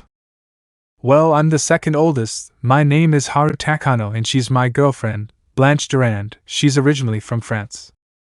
Issei, wow, so they're the ones who keep you in check with your messes. Blanche, nice to meet you. Issei, your brother told me everything about you and I admire you for what you've done. Issei, the pleasure is mine, I hope we continue to get along. Yuna, next up Alex. This one gets up. Well, we already know each other, but I'll repeat it. My name is Yuna Takano and he is Alexander Brown, he is from the United States. Alexander, hey guys, let's have a nice friendship. Aki, well, I'll continue, let's go, Harry. Well, I'm the tender one here and thank you with all my heart for loving my brothers. They are very important to me, they took care of me when I was a child. Yuna, and we will continue doing it here, you are my precious little sister. Aki's sister, I can take care of myself now. Everyone laughs. Well, he's my boyfriend Harry Jones and he's English. At that the male brothers here quickly stand in front of him. Kai, tell me something you feel about here. Haru, I hope you are strong, she must not be hurt. Issei, tell me your abilities. Harry, well. 1. I love her so much, she was the first to believe in me. 2. I train like crazy to protect her. 3. I handle anti-magic. Here, brothers are summoning you. Haru, But here you are, the treasure of our family, and our parents entrusted your safety to us. Harry, don't worry, you can leave that task to me. I will protect this person with my life if necessary. Issei, I see a strong ending, I approve. Aki, thanks brother. Issei, you're welcome, he loves you very much. Aki hugs her brother. Kai, what can we do? After all, we knew this was going to happen. Time doesn't stop. Haru, Ao, that looks great on me. Aki, thank you very many brothers and your sister. Yuna, I know you are my spoiled little sister, but I know that the time will come when you will open your wings like the little angel you have always been. Aki, I love you so much, sister. Issei, well, I'm the last one. My name is Issei Takano, and this lady is my fiancé Shuei-chin. He's Chinese and Korean. Aki, I always wanted to meet the person who fell in love with my brother. Shuei, the pleasure is mine. Here Issei told me a lot about you, and I confirmed what he told me a moment ago. Yuna, Shuei, you are beautiful like every Chinese woman, but tell me what you felt for my brother. Shuei, thank you very much, you and Yuna too, and well, he and I went through the same difficulty. Kai, and that would be it. Shuei, the struggle between life and death. Haru, how is that?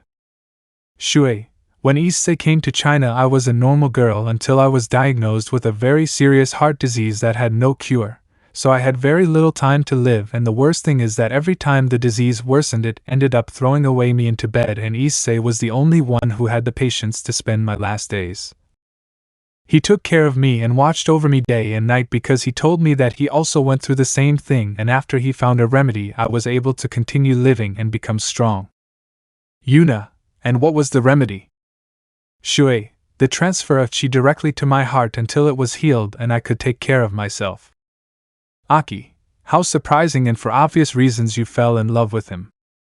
Shuei, yes, my parents are eternally grateful to him because I am his only daughter, and my mother had many difficulties to have a child. Even the doctors gave her no hope, but she had me at high blood pressure, and after that she could not have any children. Her womb was removed. That is why my parents did not hesitate at all in giving my hand in marriage to Issei. That like them I am more than in agreement with the decision. That is why I will never separate from his side. My life belongs to him until the end of my days and beyond. In that Shuei shows his engagement ring. Aki, what a beautiful story and what a beautiful ring. Yuna, from this moment on you are like a sister, just like you girls. They all smiled, and so they came together like inseparable sisters. While with the boys. Kai, I'm very proud of your brother, and I'm sure my parents are too. Haru, you're quite the man, bro.